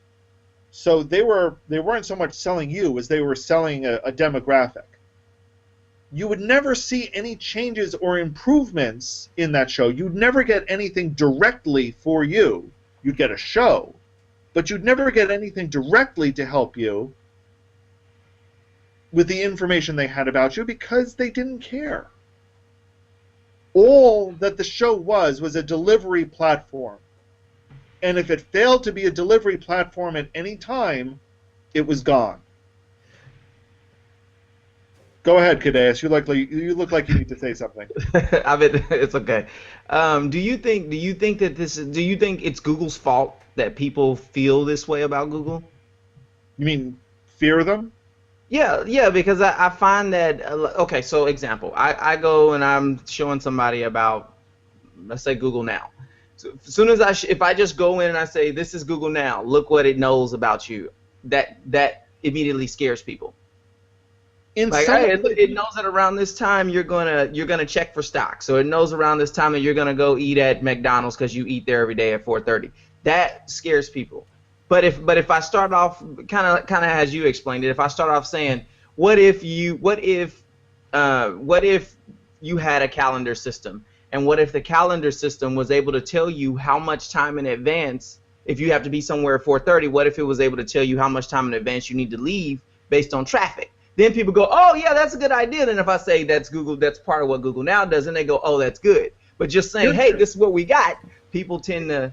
Here's the example that I give, and the way that I like to talk about Google Now is I'll say, what if you were powerful and important enough to have a personal assistant who managed your calendar, who managed your email, who would call you up on the intercom to say, ma'am, you need to leave for your 3:30 appointment now because the traffic is pretty heavy out there. People react to that by saying, oh, hey, if I had a personal assistant, that would be awesome. And then when you say, that's Google Now, that's where they get it. And that's how Google's tried to bill it, as opposed to Siri, which, answers clever questions. You ask if it's Google's fault. Education. I feel like when people are not educated on your product enough, then that's when I blame you for not educating the public. I blame them for two reasons. One, I don't really think they've helped people understand that. They've kind of blurred the lines between Now and search and voice search, and they blurred those lines because Siri approached the personal assistant from a completely different angle. So they are, reacting instead of, as Craig put it, getting out in front of things. I think if they had gotten in front and built that, and they didn't give it a clever name, I really think if they had called it Majel or something else, it would have come out better. Google Now, every one of their products, there's no real. I mean, and maybe it's because they have so many of them, and maybe because the majority of them are beta. But it just seems like they're just there, just all of a sudden. Oh, look, you have Google Now. What? It's looking at my search history from the last 3 years to make recommendations on it'll pop up and it'll say, hey, looks like you searched for Google Glass. Here's an announcement for a new case, or whatever the case may be. Like, you know how it does that? Well, just to go, oh, yeah, and Google Now is going to be looking at your search history from the last 3 years to help you, and that scares people. And that's kind of how Google throws it at you. It's well, here's the thing, and this leads to the other point where I think they did things badly, is they have mismanaged information in the past, or they've been perceived as mismanaging information in the past. So, yes, we know that it's using our search history to our advantage, but you kind of wonder if under some cases, if instead of giving this generic, we can use your search history to improve recommendations, what the hell does that mean? If they were more direct, and if you searched for a product, or if you searched for an announcement about something, or if you searched for a sports team, if it then said, hey, do you want to know more information about this sports team in the future? Do you want us to tell you about this sports team in the future. Or if you asked for a particular location and it said, do you want us to remember this location so you'll know when to go there? If it's more upfront about it, and even if it doesn't need to be a pop-up window interrupting you all the time, but if it's kind of suggesting it, it looks like Sai is quoting a URL, which I'm not about to click on, from Google. And I'm sure that Google says this in the help somewhere. The problem is, who reads the help? For that matter, who would read the pop-up if it said, do you want us to remember this for you in the future? I think it's a no-win situation, but I think that's where Google's gotten in trouble in the past, and I wish they were. I think it's just advertising. I think it's advertising and education. And you don't really see very much from Google about any of their products, really. It's just here. Like, you just look around, oh, look, we have a new button in Gmail, and this does this. I think that if people would understand, like, for example, the new thing that just happened this week where Google's like, okay, if originally it was we're not going to do education accounts, now they're backpedaling away from app accounts where they won't be doing their little crawling over the search for to make ad recommendations. Had they presented that in the correct manner in the beginning, it wouldn't even be an issue where they have to backpedal and stop doing it. I just feel like it's education. I think everybody is scared because of the way it's presented to them. All of a sudden it's there and it's just doing stuff and you don't know what it is, and then you get freaking TechCrunch and idiots like that writing articles that make it sound worse than what it actually is because Google never communicated what it actually is. And that's how I just feel like everything is mismanaged when it comes to public education with them. Well, and no, I agree with you there. When Google merged all of its terms of services, their statement on it at the time was something like, we're doing this so we can provide additional information and synergies to our clients. And everyone's going, what the fuck? What does that mean?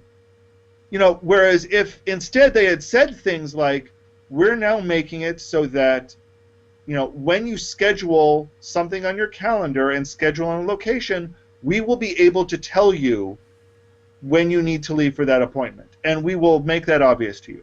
Or when you search for something, we will now remember that you've searched for it and be able to do this, that, and the other thing. If they gave those examples, people might be more... really, it's the PR department that's making all the mistakes for Google. That's kind of what we've talked about all night. It's their representation to the public. So it's the PR department that's making all the mistakes, apparently. What PR department? We've had this conversation. Google. It's everything. Whether it's freaking big leaving versus fire versus everything else. Whether it's Google Glass and the way it was done. It seems like it's all PR. It seems like the PR department is where all these mistakes are. Everything for the public. PR department? Well, yeah, I know they have. Yeah. I wish they would merge. I wish they would merge the Google. I wish they would take the Google Now team and unleash them on Plus, because I'm looking through my I have a million notifications because I've been busy, and I just saw this thing here. The Google Now remembers where you parked your car through GPS, right? Oh God, run away! So. Nobody knew about it. It's just here. With the latest Google search app for Android, the update's rolling out now. They'll remember the location of your car for you and show you a card to point to you on your way. So now we'll be discussing this Monday night on 9 our Eastern. Android week, 9 p.m. Eastern, 6 p.m. Pacific. I just think that Google, I'll say it in one sentence, Google does such a good job with so many of their products at presenting a personalized experience just for you. It's your personal assistant, and yet they deliver especially in the beginning, a very vanilla, bland social network, when they could have delivered a very specifically tailored social network to you. Dan, focus. There were a couple semicolons in there. Technically, it was a sentence. Focus. So anyway. I think part of the reason they've had such issues with advertising, Kadeus, is that they've had such amazing success without needing to do it. Google search made it to the top without a drop of advertising. Gmail made it to the top without a drop of advertising. Maps made it to the top without a drop of advertising. Now, they've had more problems since then, but with so many successes that had no advertising, you can see why they skimp on a decent PR department. I think it's hurting them with every one of their products now. But a lot of their ads are fantastic. Their ads are very clever, but how often do you see them? But their ads, again, at being clever, they're still not getting the point across. Even the ads that we do see, it's more just, hey, guess what? You can have fun with Google, but it doesn't actually. It's not helping you understand the product at all. And that's every single advertisement in the last 3 years, including Glass. It's all about fun, fun, fun, fun, fun. It's not actually educating you.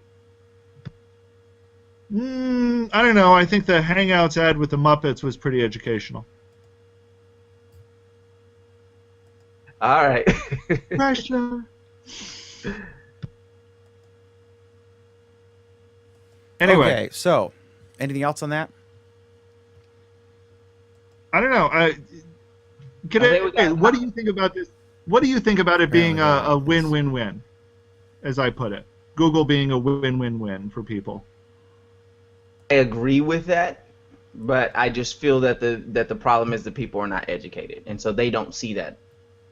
They see the tech crunch. They don't see where it is a win-win-win, and no one sat down and fully explained where there's a win-win-win, or even tried to portray that in 2 minutes.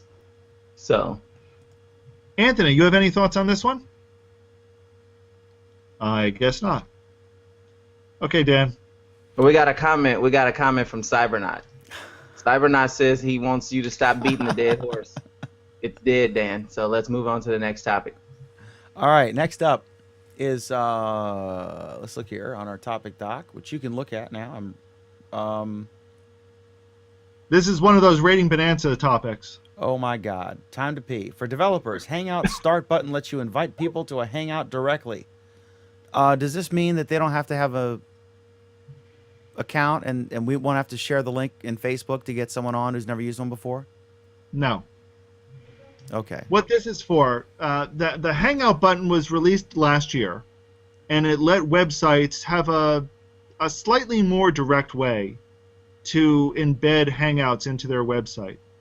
Would you believe, Dan? Do you remember that video I did Yeah. about how to embed how to start a Hangout from your website? Would you believe that's 2 years old now? Wow. In fact, it's 2 years old today. I discovered that by accident when someone was asking me about it. You didn't have it marked on your calendar and a countdown? No. No. The whole Someone was deal. asking me about it. I looked at the video and noticed it was today. So the Hangout button was a way to more directly do these sorts of things, to more directly make it so you could start up a Hangout from your website and do specific things with that Hangout from your website. Wasn't everything. One of the things it didn't do was let you say, okay, when you start this Hangout, invite these people. There are a lot of things that you can do if you had that power, and there were some ways that you could get around it, but it still always popped up this invitation screen asking you who to invite. This change, and it's a fairly minor change, when that screen pops up, says, okay, here are some people that we're inviting for you. Are these people okay? So now what this lets you do is it lets you create a Hangout button on your website and pre-populate saying, okay, invite these people from the help desk who are currently on duty at the help desk. Or invite these other people who are playing the same game you are. Or invite these other people who want to play the same game you are. So that you can start this game in a Hangout automatically. Those kinds of things are now available directly through this tool. And it's a good start.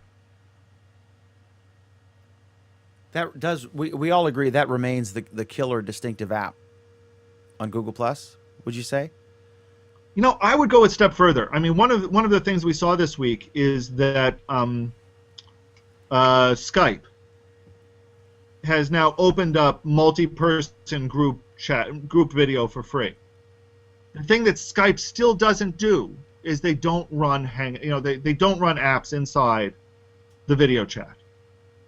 This is the revolution, and nobody else does, as far as I know.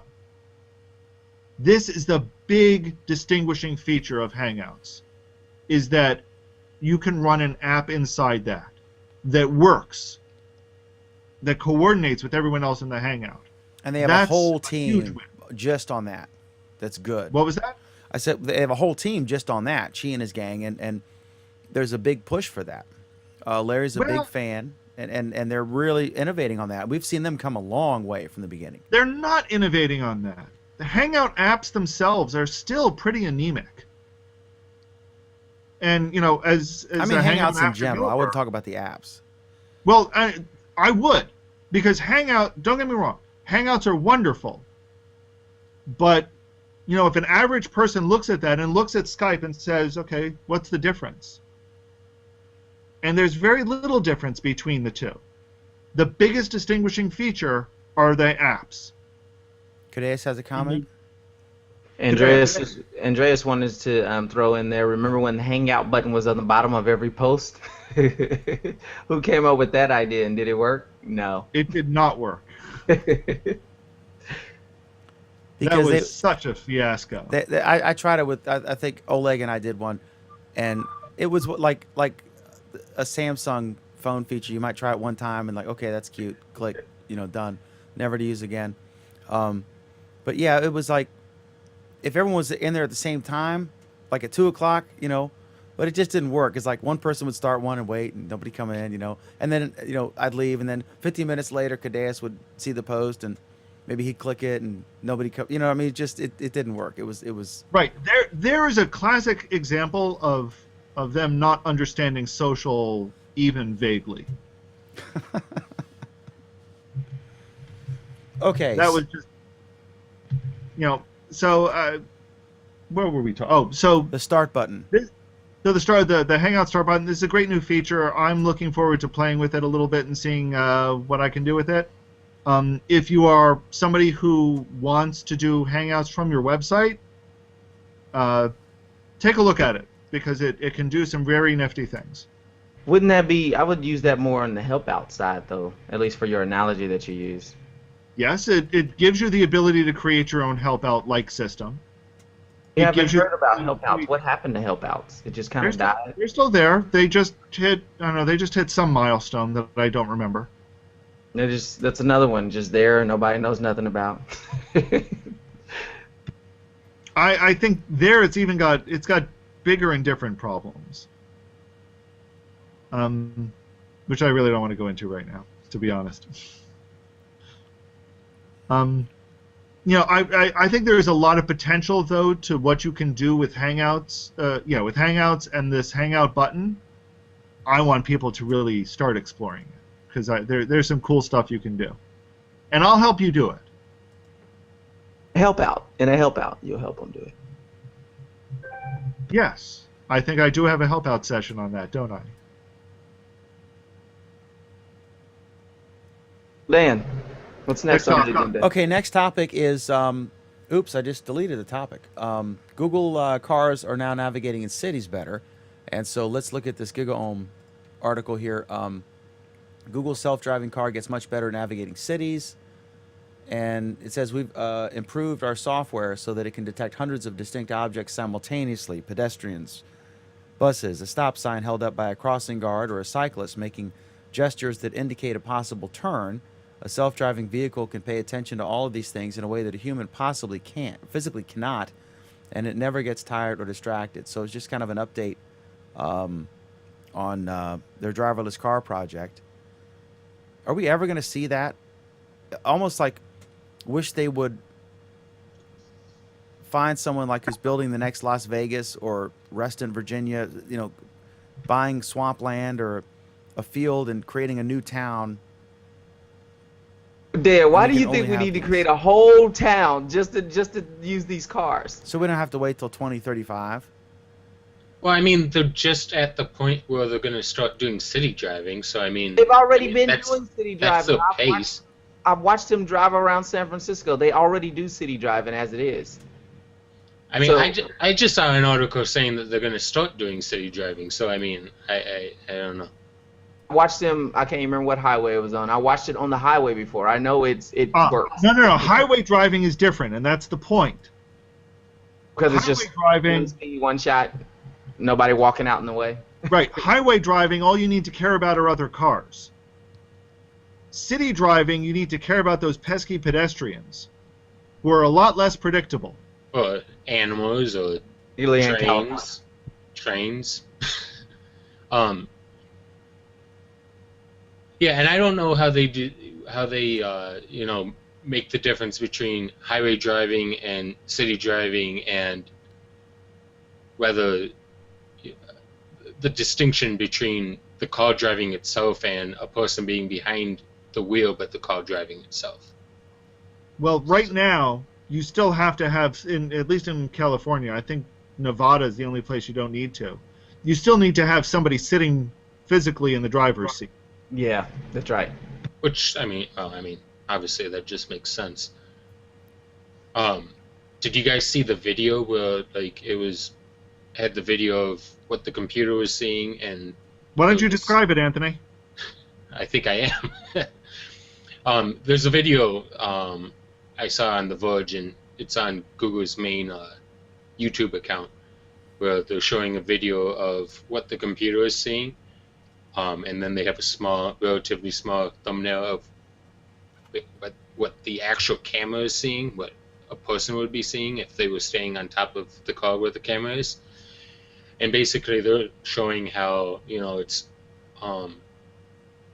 it's seeing all these individual vehicles, which are, highlighted in one way, and then they're in a construction zone, so it's picking up all the traffic cones, and it's showing all of the traffic signs, like the stop signs and the speed limit signs, and it's basically the lane that it's in is closing because of construction, and it has to merge into another lane, so it's showing how it's doing that. And then in a separate portion of the video, it's showing how it interacts with a railroad crossing, where it sees the tracks basically, and it comes up to the tracks, and once it's detected that the lane is completely clear, so it comes to a complete stop at the track no matter what, and it sees that there's no train coming and there's no traffic in the middle of the tracks, it proceeds and goes on.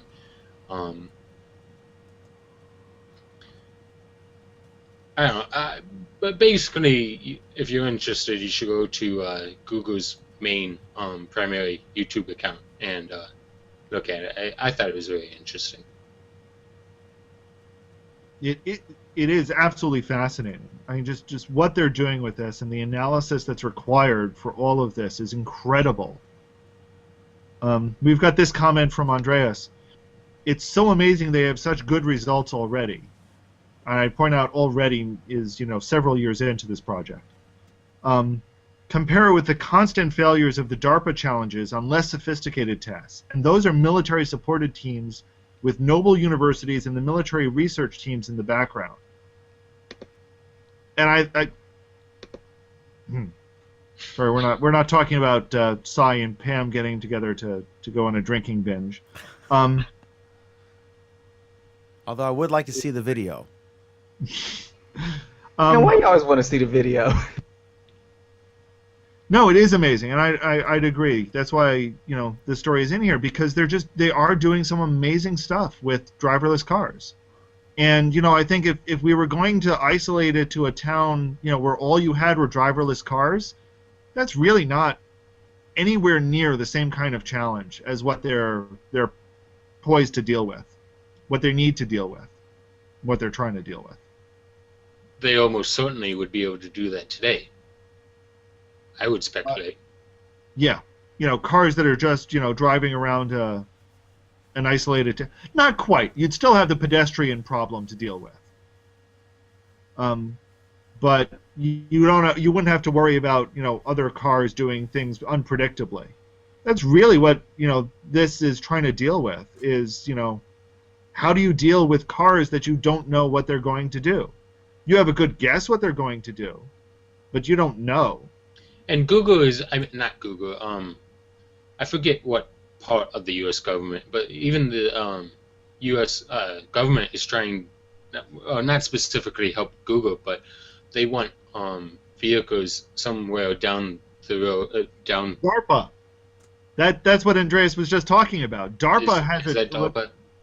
DARPA has a challenge to create fully autonomous vehicles, and those. Well, I'm not even talking about. I'm talking about still vehicles that are driven by humans entirely, communicating. I actually. Oh yeah, mesh network cars. Yeah, I think so. Yeah. Yeah, and that's again. I believe that is still being done by DARPA.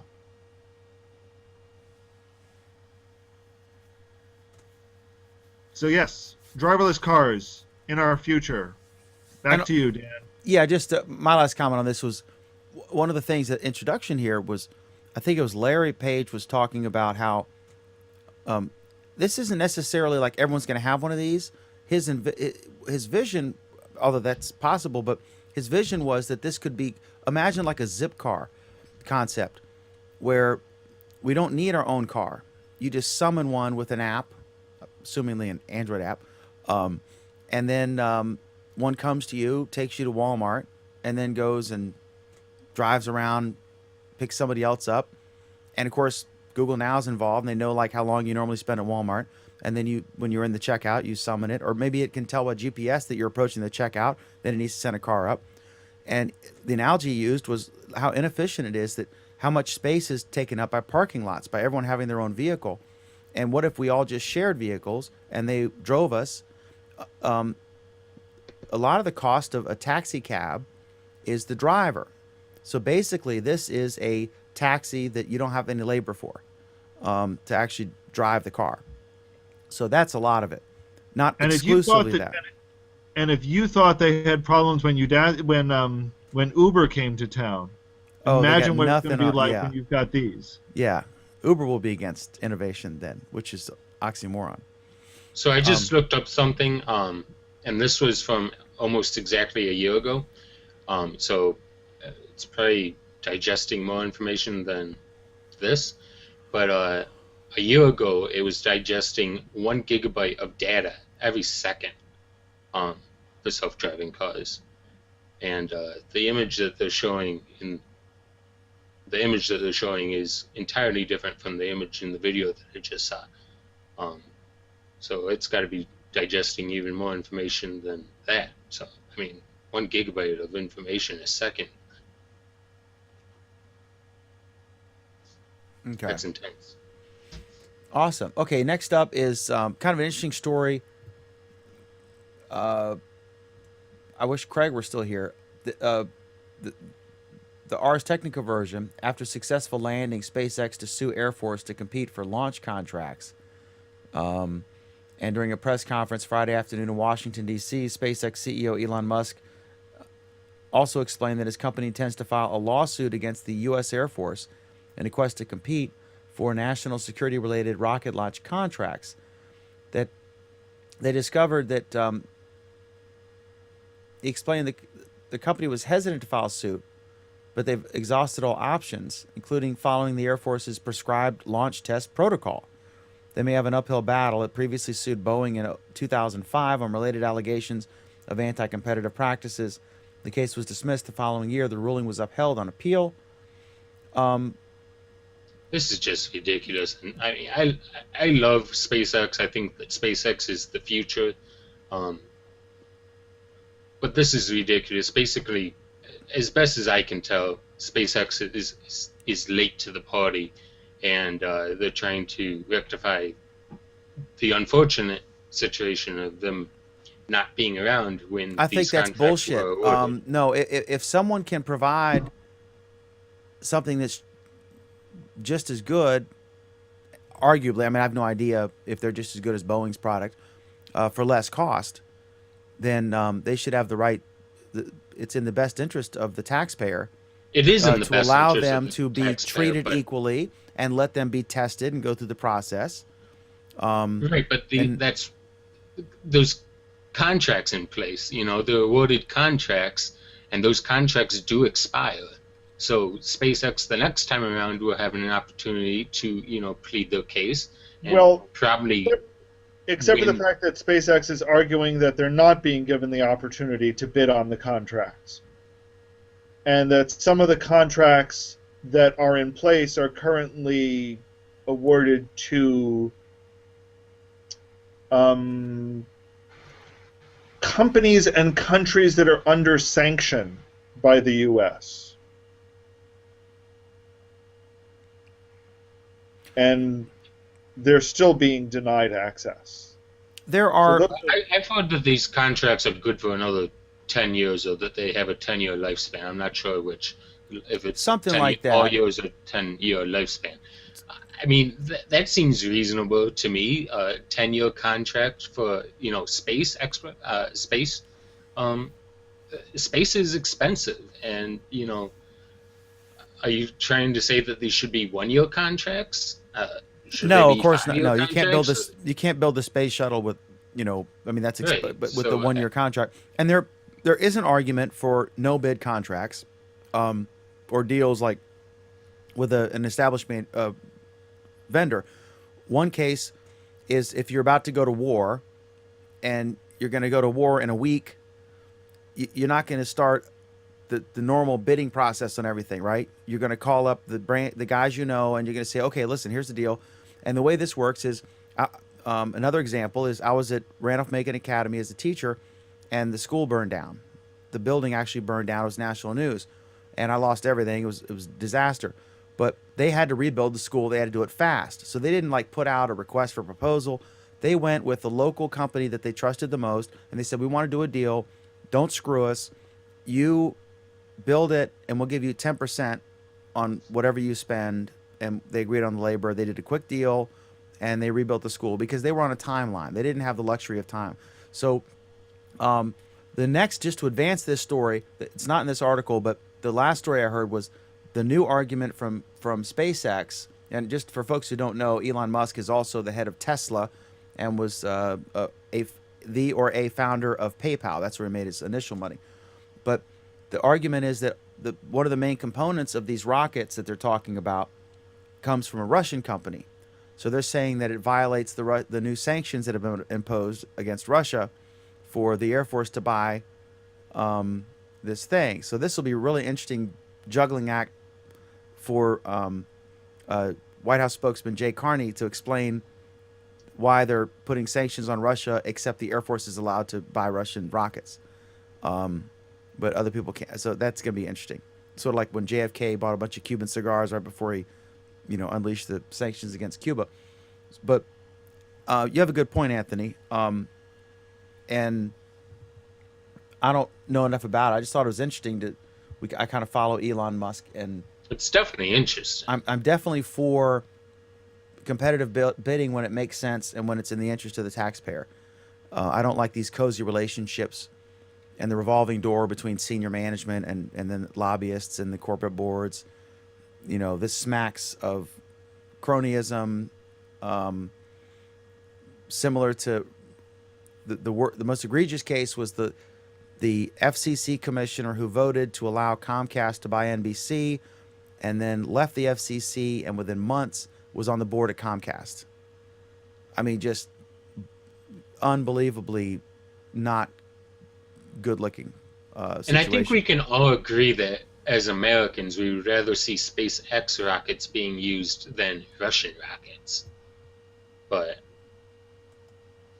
anytime the U.S. government can create U.S. jobs or I don't know. I support could a argue company, both sides of that. if the price is cheaper and it's better and it's American, I'd prefer that over something that's more expensive and not as good and Russian. If those things are true, and none of us are rocket scientists, so who are we to say? SpaceX almost went bankrupt because their first None of few us launches are were a economists disaster. either, but we always seem to be espousing economic positions. We're auditioning for Fox News and Fox News, right? MSNBC, where we can just, we're all trying to get a gig at TechCrunch. where we can just I don't know. I think we know too much to get a gig at TechCrunch. perhaps, arguably in my case, but definitely you. Okay, so this is a fun story next. They finally found the damn Atari cartridges in the landfill. Sure they did. You think it's a conspiracy? You think they put them in there for TV? I do. I Are don't you know. serious? It's been pretty tough to find this many ET cartridges. Filling in for Craig Ship tonight with a No, conspiracy theory is Anthony Clouser, and it's not even his real name. That's another conspiracy theory. Go ahead, Anthony. Tell us your theory about this. I want to hear I'm not this. straight up saying that Microsoft did not find these cartridges, but I do have my doubts, and I'm not saying. I'm saying all I'm saying is it's easy enough to take a blank Atari cartridge, put a ET ROM on it, and slap a sticker on it, and bury it, and then unbury it. Okay, so just to put this in perspective here, when this happened, there was a New York Times article and other local media articles. Although this was like 30 years ago, so it's not like something you can easily find on the internet. They brought 5 or 8 trucks or whatever it was. I assume they're 18-wheelers or 18, whatever. It was a large number of trucks to dump all this crap because it wasn't going to sell. The media was there covering the event. They're dumping the cartridges into the landfill, KJR5 reporting. So the lights are there, the reporter's there. They were concerned about this. They were worried that people were going to dig the stuff up as soon as they left. So they hired security. They brought in cement trucks, and they covered it up so nobody could get to it. The landfill's been closed for like a number of years, 10 years or more, 20 years, whatever. And so one of the key people involved disputes that they ever did this. That's the basis of the whole mystery and the intrigue. Are these ET cartridges? I think it's the most. Who cares? It's trash. It was a shitty game. You were stuck in holes constantly, so you'd immediately you take one step, you're in a hole. It was awful, and who cares what's in the landfill? The only reason this is interesting is because one of the key people disputes it. So there's this big mystery, and they actually went to the city council. This was like a gated complex. They went to a city council and they said, "Can we dig up the landfill?" And they're making a documentary. So I don't think it's a case of they threw a few things on the ground to create a fake gold mine, threw a few nuggets to fool people. But we'll find out. But it's clearly a made-for-TV event. I mean, I just think it's much ado about nothing. Who gives a shit that they threw some cartridges away? I don't get the big fuss about it. So what you're saying, Dan, is that these games were just stuck in holes. Is that it? It's ironic, the perfect ending for the ET game. It was a shame You because that was a dared great to movie. you dared to rip the ET game, the ET game that was right up there with Demons and Diamonds, that was probably a step lower than the original Pitfall, which was hard as hell to play. I don't know if you guys remember this on Atari 2600, but didn't have the most precise of game controls, but being able to jump over the little pond and land directly on the alligator's eyes so that you could bounce without being eaten was not the easiest thing to do when you're a 12-year-old with the motor skills of, a 4-year-old. I least in my loved case. Space Invaders, Asteroids. I liked Haunted House. Well, do you remember the Atari 2600 version of Pac-Man? Pac-Man had a nose and looked god-awful.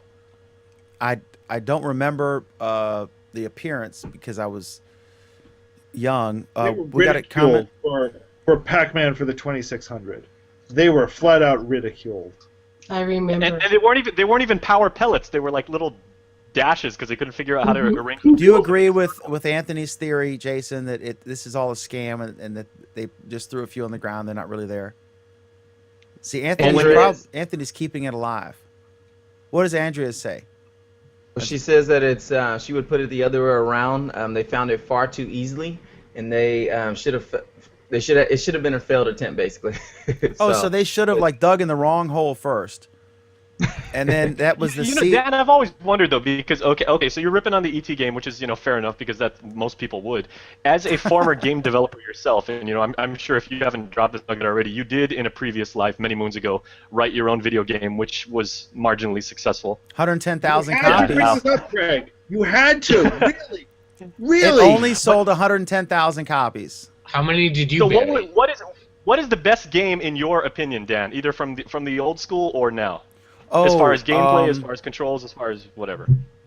console or game? Up to you. But what's the best overall game as The far best as like overall entertainment game, value? well, except for Towers of Kubla Khan by Dan McDermott, of course, which was by far. But God. the 110,000 copies, brand new BMW. Oh god. But the best game, in my opinion, hands down, based on my limited experience, right, was Final Fantasy X. Amen. Good choice. Man. I haven't was played many of the others, but 27 years old and I wept. oh my God, it was a freaking movie that you were in. Yeah, You were in the I mean, movie. the action and the whole thing about we won't get into the mechanics of it, but I mean you just Oh my God. the story was so lush and it was Dan's this about to love cry story. right The now, look at- music, the elaborate sets, it was the hot chicks. I mean, it had all everything you want. Final Fantasy X was just it was a new level of game entertainment to me. I mean, my game was 21 years ago, dude. I wrote it in '93. It was published by MVP Software in '94, and then it was stuck in. I forget what company. A lot of the sales where it was included on a disc that came with a DVD player, but it ended up the rights were for 110,000 copies, and I got paid. I left happy, Kevin Bryan says that that he thinks it was planned demolition.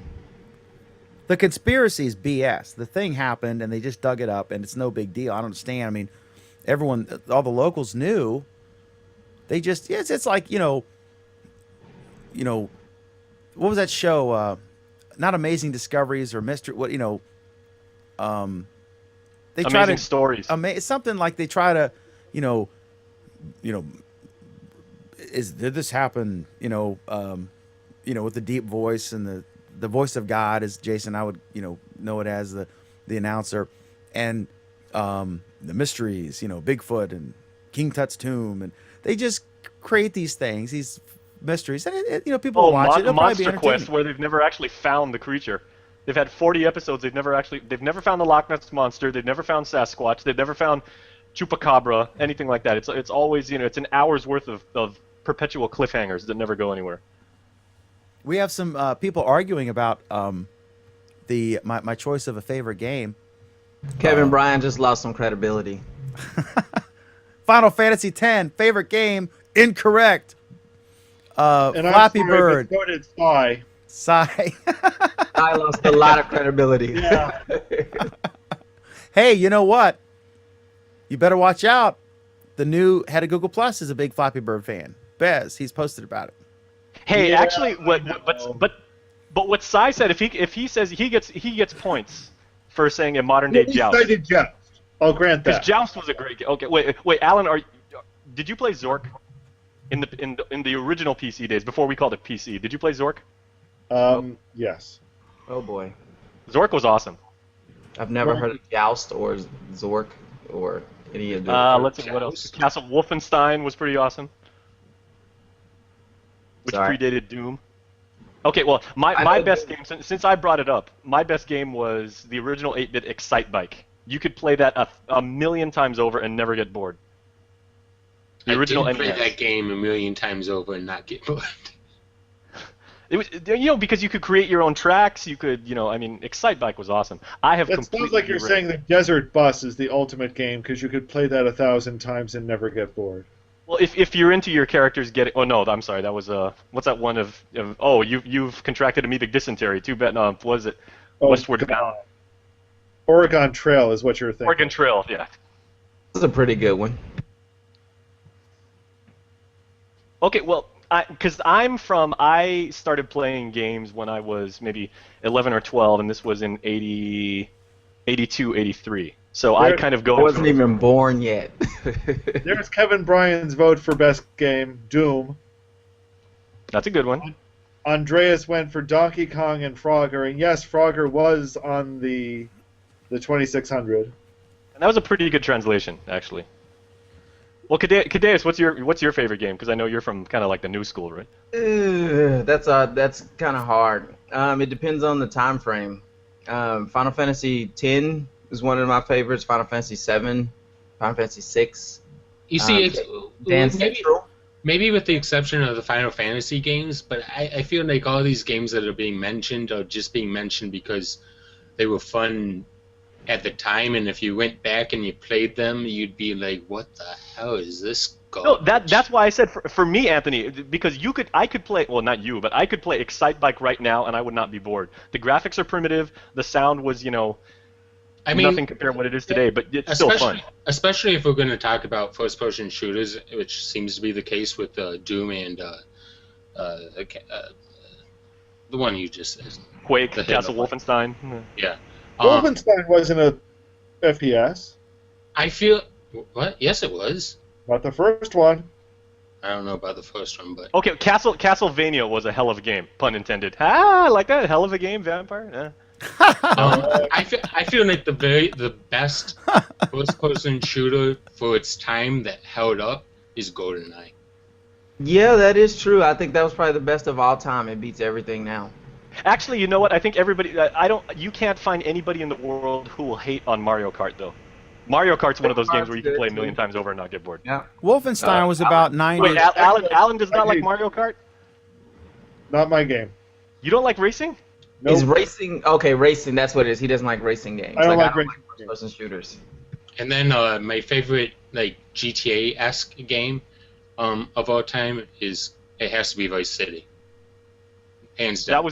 That was good because that was the first major game that actually had licensed music, so it wasn't some 8-bit MIDI file playing like a soundtrack that you could never identify with. You actually drove through the streets and it was like, hey, wow, here's Bark at the Moon by Ozzy. Here's Rain and Blood by Slayer. Here's Planet Rock by African Bambaataa. It's like, wow, this is the actual music I grew up with.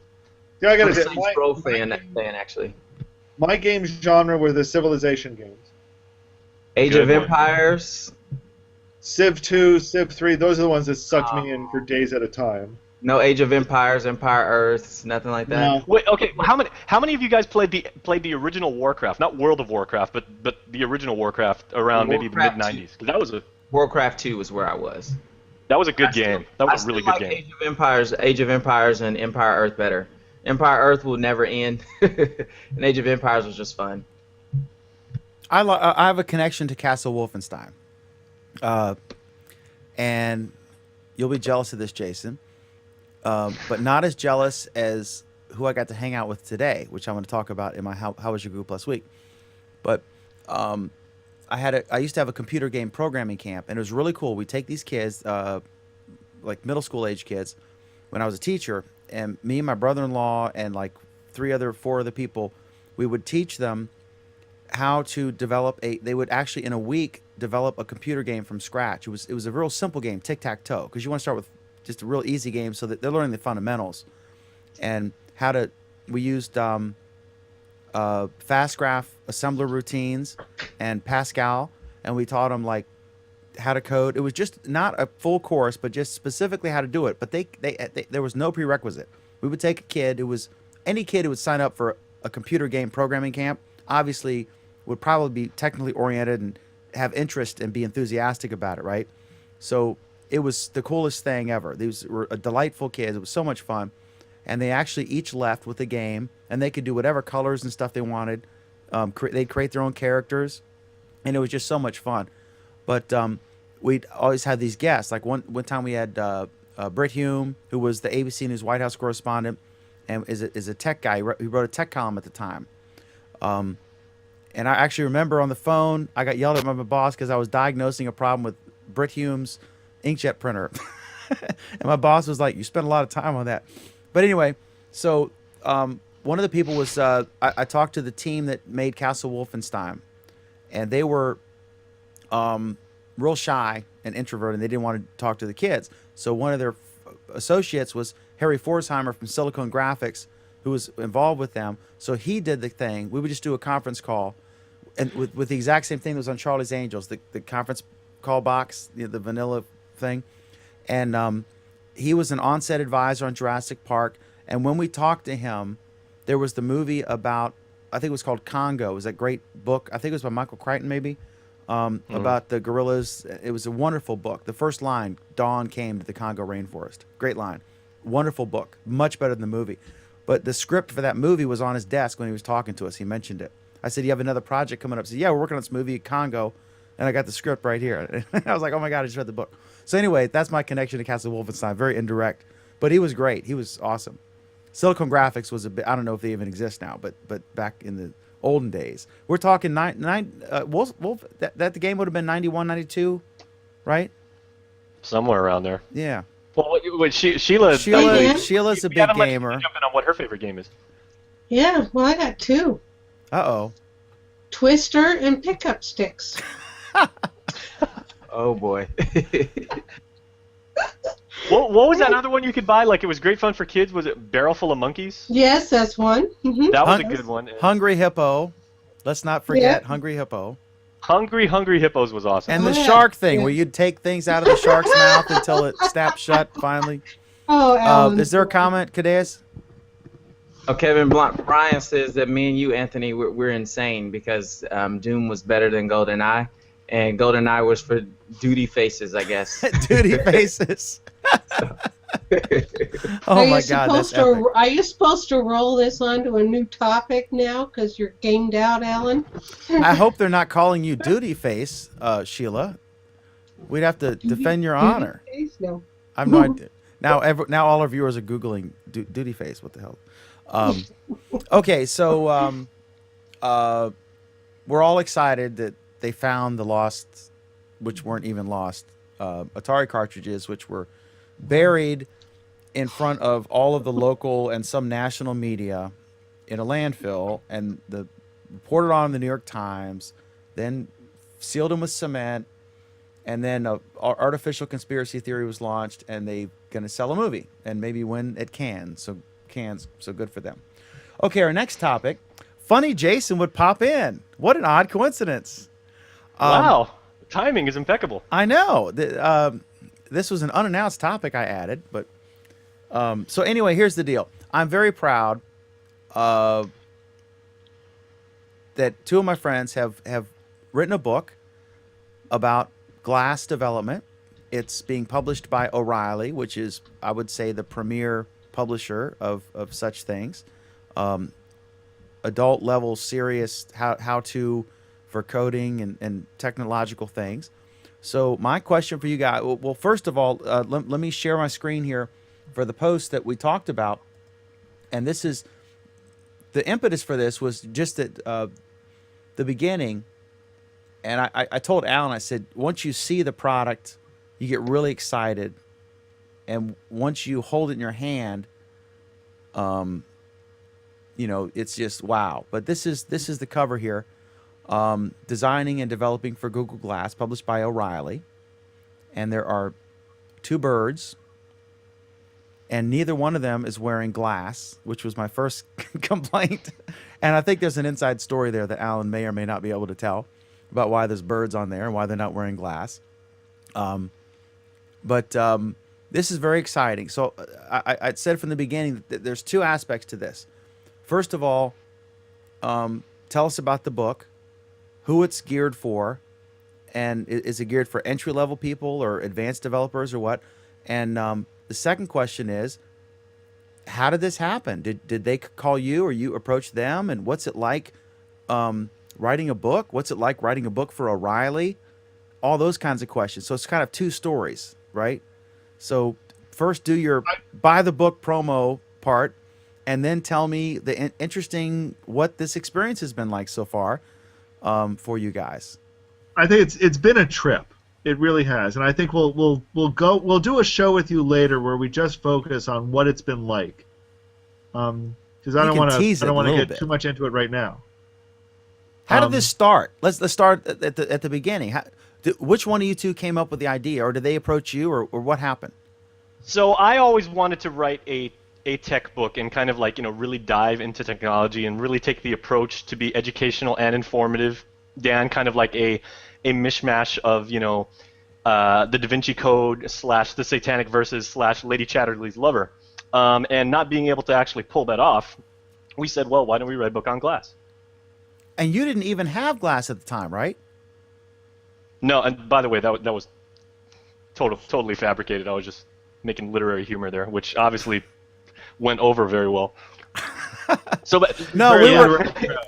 I know. Yeah, No, tough crowd. no, we Okay, were so all we were all basically- laughing on the inside. I know comedians Yeah. love that. I could see that by your facial expression. So basically, the way this happened is when the whole project, what was known at the time as Project Glass, when stuff went live and that video practically instantly went viral, and everybody's like, "Wow, can they really pull this off?" You mean And jumping even out of the people- plane? No, even before that. There was Day a one. about the guy walking around, like New York City, and you see things from his perspective, and then Right. he buys a book on how to play ukulele, and then like his girlfriend assumedly calls him, and he serenades her from atop a skyscraper. That went viral, and of course, Alan and I, being computer guys, like we started messaging each other, and it's like, hey, do you think they could pull this off? And what are some of the criticisms? And then over the next few months, we would have these long, drawn-out, conversations and debates, and things that were optimistic and pessimistic about where they could go with this technology. And then we started writing on Google Plus about what our thoughts were. And then in conversing with each other one day, I was like, I used to do some work with some tech publishers, and I was like, man, we've had so many conversations between the two of us. This is actually something that other people would enjoy. Would you ever want to go in on writing a book together? And he's like, well, sounds good to me. So we put together a concept, and we started shopping it around to different publishers. O'Reilly was actually our first choice, and To be honest, I think O'Reilly was pretty much our only choice. Yeah. At one point, I remember us talking about it, and we were saying, if they don't pick it up, maybe we'll just self-publish. Well, but for as far as technology tutorials, they're the Rolls Royce, right? Yeah, if it's not O'Reilly, it's somebody. It's O'Reilly and everybody else is really what it boils down to. And they've been great publishers. We really like their stand on a lot of things in the industry. They've been very supportive of us. They've been pretty good to work with. And he's a Google Plus fan, a Google fan in general, right? Tim O'Reilly is, yes. Tim O'Reilly is. He Yeah. has very little day-to-day operations with his company these days. From my Now, understanding. the thing that we must caution everybody, or encourage people, is in writing a entire book about about the design philosophy and development decisions that have to be made when you write for a platform that isn't even out yet. This has been an incredible challenge because so little information has been public at this time, and even with like Alan's considerable contacts at the company and like his achievements, he hasn't really been able to find out a lot about what's coming down the road. So we have gone from we outlined 12 chapters initially, which expanded all the way out to 18, and then went back down to 15, and the book title's been changed 3 or 4 times, and the organization's been all mashed up, and we've constantly had to update it and everything like that. So I mean, it is quite a bit of work because everything about the information has been so clandestine. But I mean, on that merit, as a journalist, it's been the most fun beat I've ever had to cover because it's a constant challenge to research and to think about and to try and figure stuff out. And the interesting thing is because again, Alan has his accomplishments with the Glass community and with Google. He knows so many things that he can't tell me because he's under NDA. That's not And we're true, working- Jake. That's not true. There were a couple of times, but only a couple of times, where I've suggested we take an alternate route. But most of the time in writing and editing, it's largely been because of our experiences with Glass, not because of what Google's been telling us. They really gave us very little oversight. I don't think they've actually steered us in any direction at all about any part of it. It's mostly been what we've concluded, and one of the great things has been that we would write several chapters on design, and where we thought people needed to focus on design. And it would be months later, without having seen it, that we'd notice that Google's changed their pages, and they look very similar to ours now. Okay, I have an observation on what Jason said and a question for Alan. Observation for Jason is, you said this has been a thrill because it's long form. This seems to me like what everyone's dream assignment is because both of us are journalists, and you on television and me in print with some crossover because you write and I do web TV shows or whatever you want to call them. But the ultimate gig would be like a 60 minutes long form journalism piece where you can spend months or years working on really nail something and discover something that people didn't know and present it to them. So it sounds like this is kind of that same part of your brain that you would use for that.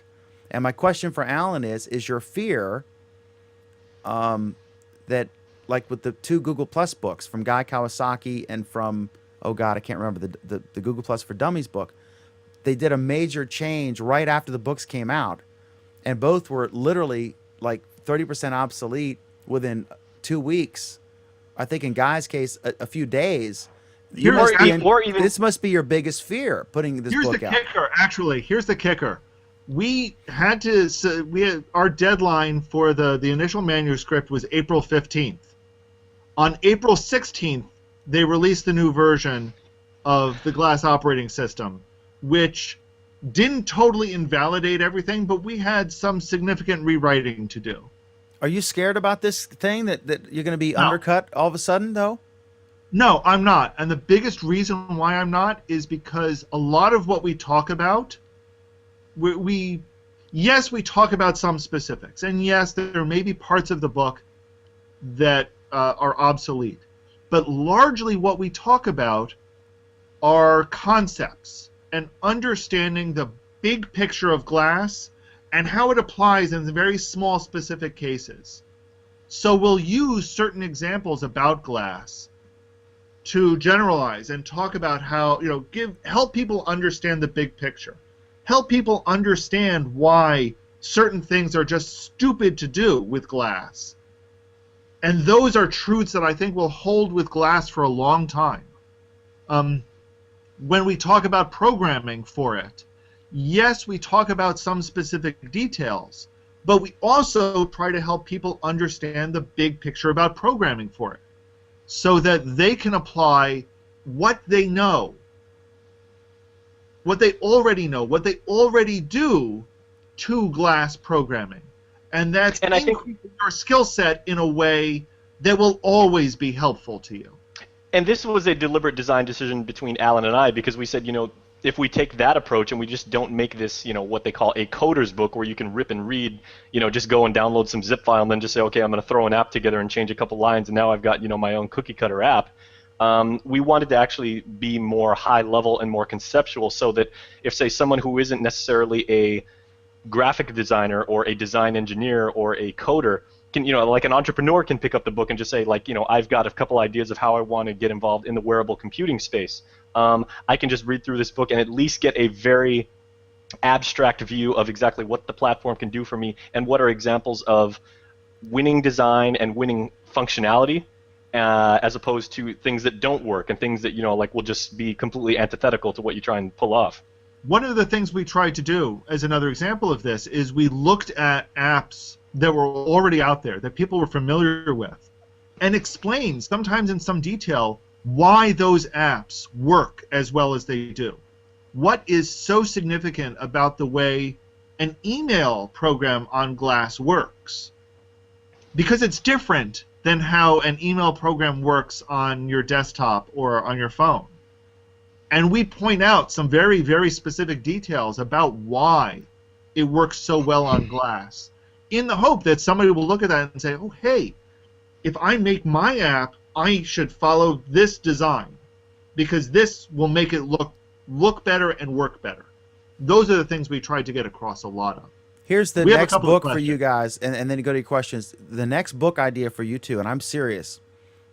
When you guys pull this off, and this thing survives like 6 months, a year, whatever, your next book is designing and developing a book for a rapidly evolving platform. That's your next book, because if you can make this work. I wanted to write a career retrospective on the Towers of Kublai Khan. 110,000 copies, baby. 110,000 copies later. No. Well, okay, so that was like our our cover page sales pitch and everything like that, and I hope you guys enjoyed that. So here's the magic of the dynamic of what it's like to actually work. Hey, do me a favor, With Alan. Jason. Why don't you hold off and let Alan get to some questions real quick? Is that cool? Okay. Because he mentioned that before I interrupted him, and then you. But hold that thought, please, because you're not ADHD, so you'll remember that thought, right? What thought? So You're not eight. Oh my God! All right, he got me again. All right, go ahead, Alan. So Cy asked, and we get this question a lot. In fact, this was the first question I asked our editor when they showed us the cover. What bird is that? Followed by Andreas asking, do they tweet? That's a good one. I haven't heard that one yet. So Jason, tell them about our animal. Okay, the animal that ultimately got selected and the story behind that is kind of interesting because when Alan and I were first, figuring out how to pitch this to O'Reilly, and we said, we want to make this we want to have a complete thought, and we want to, sell not only just a book, but like Alan said, like a concept, and part of that is the branding of the actual book. So O'Reilly, it's well known as, like their signature thing is they always have this illustration of some member of the animal kingdom on all of its books. And in fact, Jason, let me just interrupt you there and bring up this quote from Andreas. To have an animal book at O'Reilly is the Olymp of tech writing. That's true. And yes, animal books are incredibly well known. They've been doing their animal books now for 30 years or so, 25 or 30 years. And they've never used the same animal twice, which is, like something very distinct. And so based on that, what Alan and I were coming up with, and we're like, okay, we neither Alan nor I, are zoology experts, but we kind of like tossed back and forth in a hangout one day. We're like, what animal should we actually take to tie into the whole concept of glass? And we did a little Wikipedia going back and forth, and then we actually came up with like, how about the vampire bat? Because the vampire bat is one of the few creatures in nature that can't see its own reflection in glass. Hint, hint. And so we looked on, like O'Reilly has this whole list of animals that are in use already, and the vampire bat wasn't taken. So we, made the request that we can have that. 2 months after O'Reilly agreed to support us with the project, a book came out about by somebody that works at Google, a guy named Boris Smoos, a really nice guy, on the Web Audio API. So that he got the vampire bat, and he's actually since told us the vampire bat wasn't his first choice. He wanted a dolphin. So go figure. So when Alan and I found out the other day, they were like, okay, well, here's your book and here's the cover art. They are red-billed magpies, which are birds that are of the same family as crows. Well, you know what? And there are two of them. Crows And are some Andreas' of the questions smartest about animals you whether- could ever encounter. Crows are extremely intelligent, so maybe this, made sense. And they're actually... Andreas's comment about do they tweet? One of the things that we found out while looking up these birds is that their music actually their singing actually sounds very flute-like. So they don't tweet; they play the flute. I don't know, but apparently they're very musical birds. I wait. You know what? There's gonna come a time. I love your Twitter book. Because there's birds on the cover. No, you see the I Twitter hope, book? At least it's not blue. I bet it's not blue specifically for that. If it was blue, you'd be screwed. Well, blue O'Reilly titles are, Alan, right there for system administration, right? I don't remember their color schemes anymore. You know what's really cool about this? Green ones are for software development. Blue ones, I believe, are for sysadmin work. Whenever you should get a PR guy or gal, sorry. You should get a PR person because every time there's a big news story about glass, when they do a new thing, or like when they just did this thing where they opened it up for anybody for a day, you are the only authors about this, right? So you'll be like on you're an NBC and CBS affiliate, right, Jason? So you could do the Today Show and CBS This Morning with Charlie Rose, and then Alan can handle ABC and the cable news networks because he's uniquely qualified to yell and scream with imbeciles. No, actually, Alan. I was going to suggest Alan do to oppose Fox News imbeciles because Alan is such a huge fan of Fox News and their approach to good journalism. Absolutely. Okay, so what I was going to say is for anybody that any fans of this show, and we know there are legions. If you've ever wondered what it's like to work with Mr. Furstenberg on a creative process, here's kind of like our thing. We have agreed on most of the material that we've put into the book, but not all. And I think that's actually important into how the book has, been put together, because there have been a couple of topics where he and I just wouldn't even be able to come up with common ground in how we were going to write about this. And probably the biggest one was the Glass web browser. And Cadeas, jump in with your opinion. You can kind of be the tiebreaker if you want to, dude. I've always felt that the Glass web browser is a very important addition to the ecosystem because it lets you actually get out on the greater web. Okay, now I know where you stand. And I think the web browser actually works. It works fairly well. It's functional. And with the latest update, it's pretty fast. Alan doesn't like it, and that's putting it lightly. No. It's not that I don't like it. It's that I think it has its place. And you and I disagree about what its place is. I think. What place do you think it is, Alan? I think it is an essential component to Glass that is used once in a blue moon. For that's a darn good question.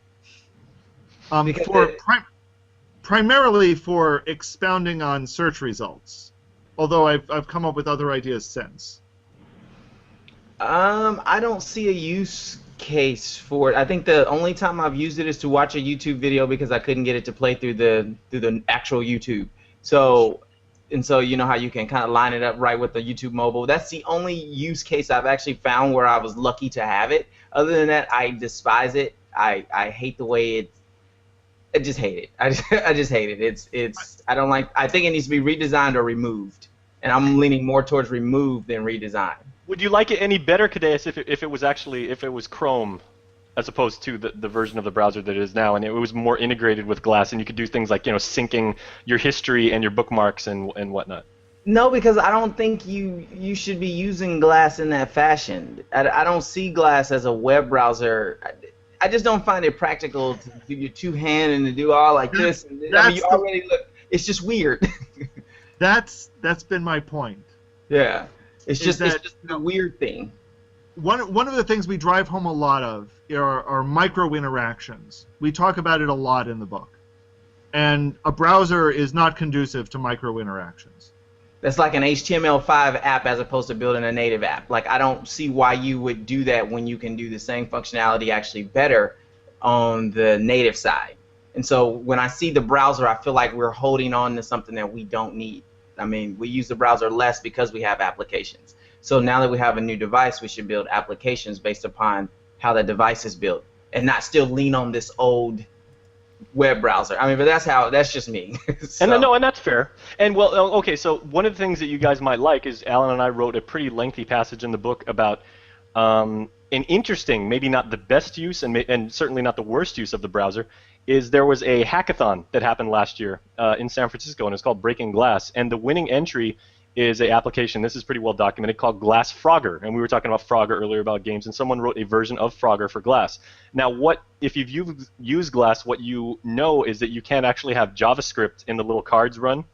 So you can't do like a lot of client-side functionality because Glass is largely based on the web model of programming. What Glass Frogger did is they actually said, okay, we're going to actually have the user launch an instance of the browser and play a game off of a web server, but play it in a browser in Glass. And the thing I'll point out, and the thing that I point out a lot, is how many people are still playing that game. I never heard of it, so he's like me. It approaches zero. Yeah, I've never heard of it. So. If they're getting any page views, it's probably from me. But even games, so far anyway, I haven't seen an effective use case for gaming with Glass. I don't see a need yet, and I haven't seen anybody successfully design it. This is exactly the type of feedback that we address, because that's very, very valid. And after the show, I'll tell you about at least 3 game designs that I think would work uniquely. I would love to see them. Besides like Scrabble or Words with Friends.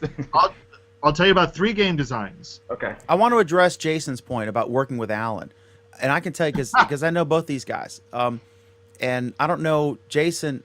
I know him well, but I don't know him as well as Alan because I haven't worked with Jason as long as I've worked with Alan. But I can tell you both of these guys, they're interesting. They're both super intelligent, and I'm not blowing smoke here, but just my personal experience with both of them for quite some time, especially Alan for, God, 3 years now. 3 long years, which I've adored. But Long. some people, okay, let me painful, start with Jason. excruciating. Let me start with Jason. Some people are very different on TV than they are off camera.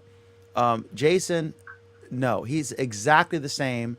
When you see him on a show, when you see him in a private hangout, there's no difference at all. When he's on television, he's got the same, funny jokes, arguably funny. I'm just kidding. Yeah, I was gonna say funny. Funny is a relative term. Exactly, it's subjective. Some people like Brian Williams, because Jason's a news anchor in Guam, right? He's the news anchor in Guam, and Brian Williams on NBC News, he's like real serious on the news, and then when he's off camera on these comedy shows, he's like absolutely got impeccable comedic timing, and he's brilliant, he's funny, and obviously he can't show that on TV. Jason is the same on this show as he is off. If we went to a post show when we're not okay, everyone, we're not broadcasting anymore, Jason is exactly the same. He's awesome.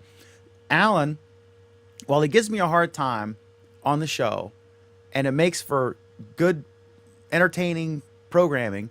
I give you a hard time off the show too, Dan. You do, but we've worked on some stuff off camera, right?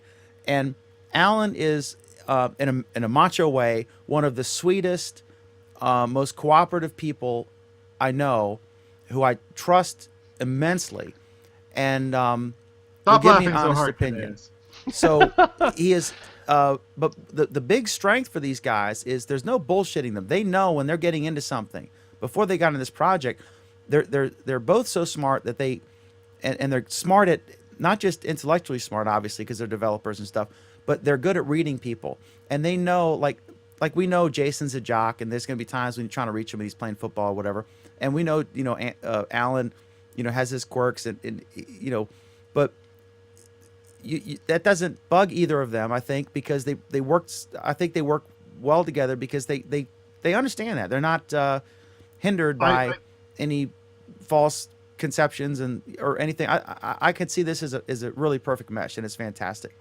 I think one of the great things about this is that in a lot of ways,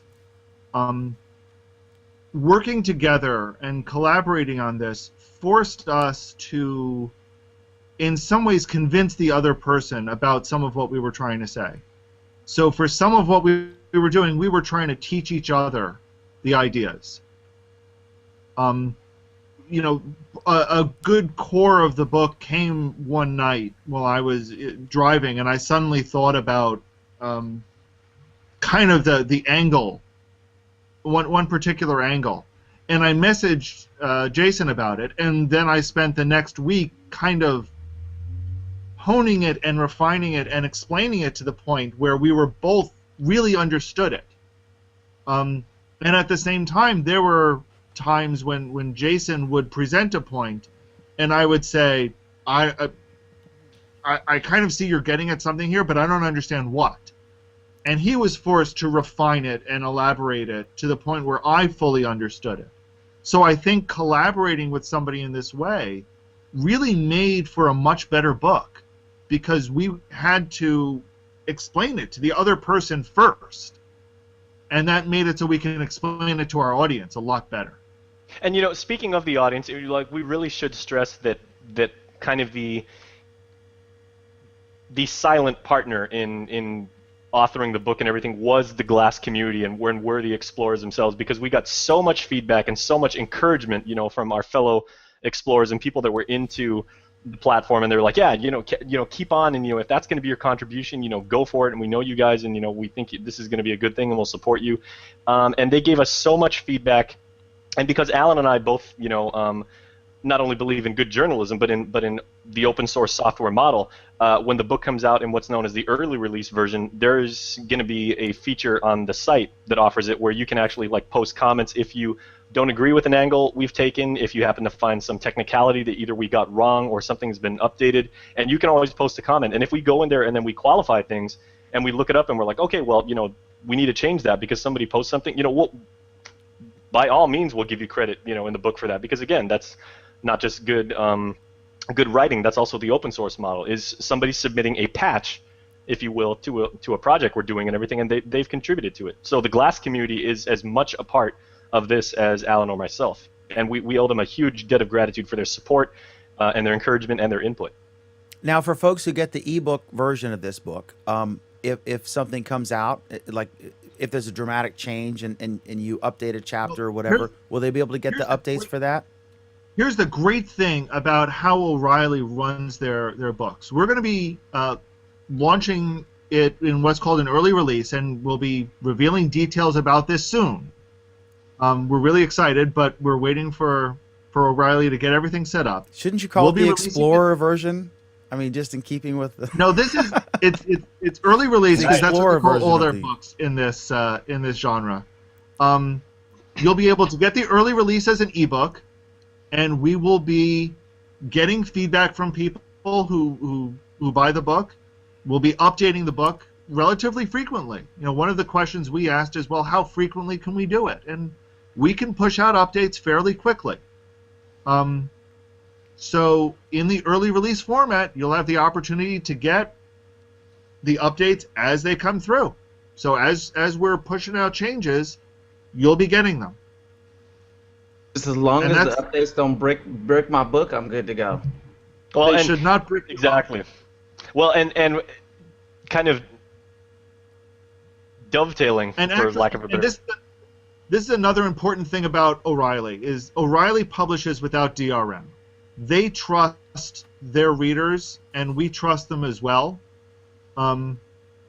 So you're getting a book that you'll be able to put on any e-reader that you want. In any format that you want to read it, you should be able to read it. And I think most people who can afford a $1,500 set of glasses will probably be able to buy this and be supportive of it. Do we have a release date and a price point? Not that we can announce at this time. Is it short, near, medium, or long term? We can't discuss it at this time. All we can say is we've got some really exciting news coming real soon. And all I can say is, with Alan going to Google I/O and me not having been picked, I'm going to be watching it here, like in the middle of the Pacific. If major announcements come out about Glass and like breaking changes to the platform, if they happen at I/O, a long string of four-letter words and just rampant profanity that you'll hear coming out of the Pacific, that'll be me because of all the damn changes that we'll have to make to the book as they're announcing them. So you'll be able to hear profanity in real time. Can you tell me if the final version's been delivered yet? Well, I don't even think we can ever say there will be a final version, because like Glass, the platform continues to evolve, and has the final version of what will be the first has the final early release version been released or been issued to the publisher, like we can't edit it anymore and we're done? In other words, have you thought about waiting till after I/O, because that's coming up soon, right? There could be a dramatic shift there. All we can say is there's going to be we have a really exciting announcement really soon. And stay tuned. Stay tuned. And what Alan is doing right now is the conversations that I had with him early on. I was like, hey, I think we should take this angle. And he's like, I really can't say what they're planning on doing, or there's some features and everything. After he went out to the first hackathon, I was like, oh my God. I was like, we're trying to write a book together. Well, the advantage. I was right. The advantage of going before I/O is maybe at one of the big presentations, one of the big shots at Google could hold up a copy of a certain book at I/O. And a certain bigwig at Google who happened to launch the platform. Dun dun dun. All we can point to is that we have a cover right now, and we've got some really exciting news really soon. And there are birds. Couldn't they?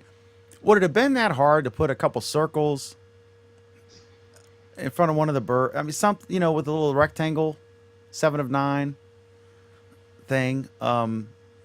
Well, presumably they didn't draw the birds just when they heard about the book. They probably have a bunch of animals on tap. Please tell me they did not use stock birds. We haven't gotten exactly where their lithos come from, but no, their prints aren't stock. They do them. Actually, I think what happens is you can, if you're an author and they take you on, you can make requests about what animal you would like, as long as it's not in use. And if it's not, they'll take that in consideration. They'll say, okay, well, you can use that animal. If not, they have an in-house illustrator, one or more, and they have this like carousel of illustrations that they have, and they're like, okay, well, next up in the stack is, here's a Lipinzander stallion. Congratulations, that's your animal. So, I want to know who gets the stallion. That's a good one.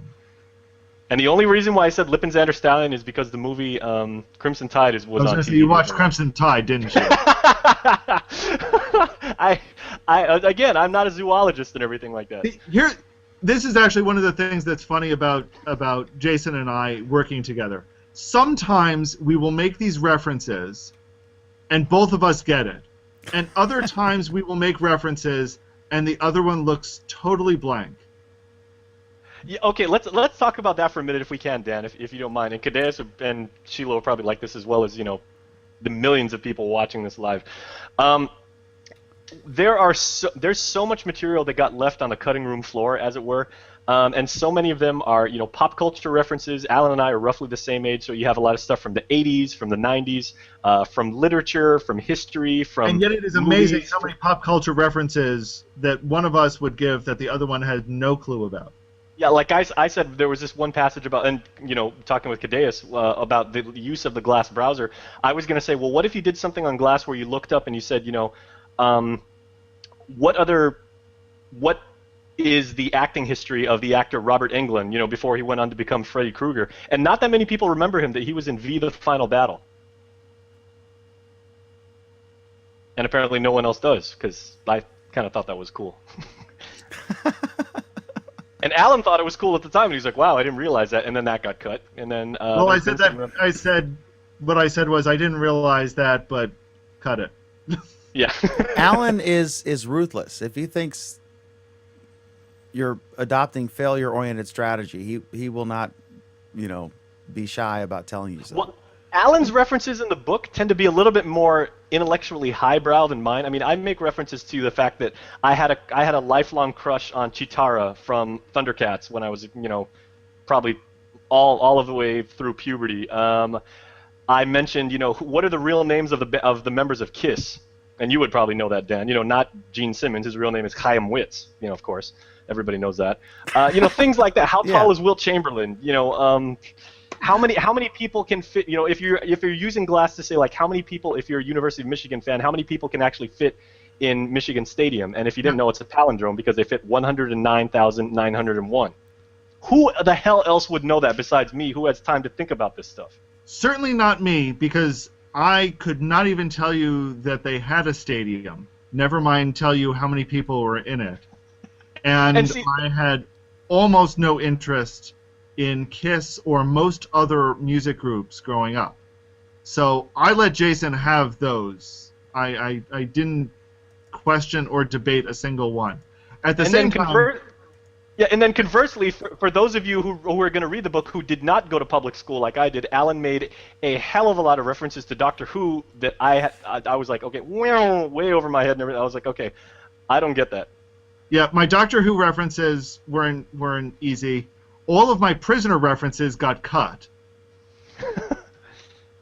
I slipped in a whole chapter worth of Prisoner references that all got cut. And that's okay. I let those go.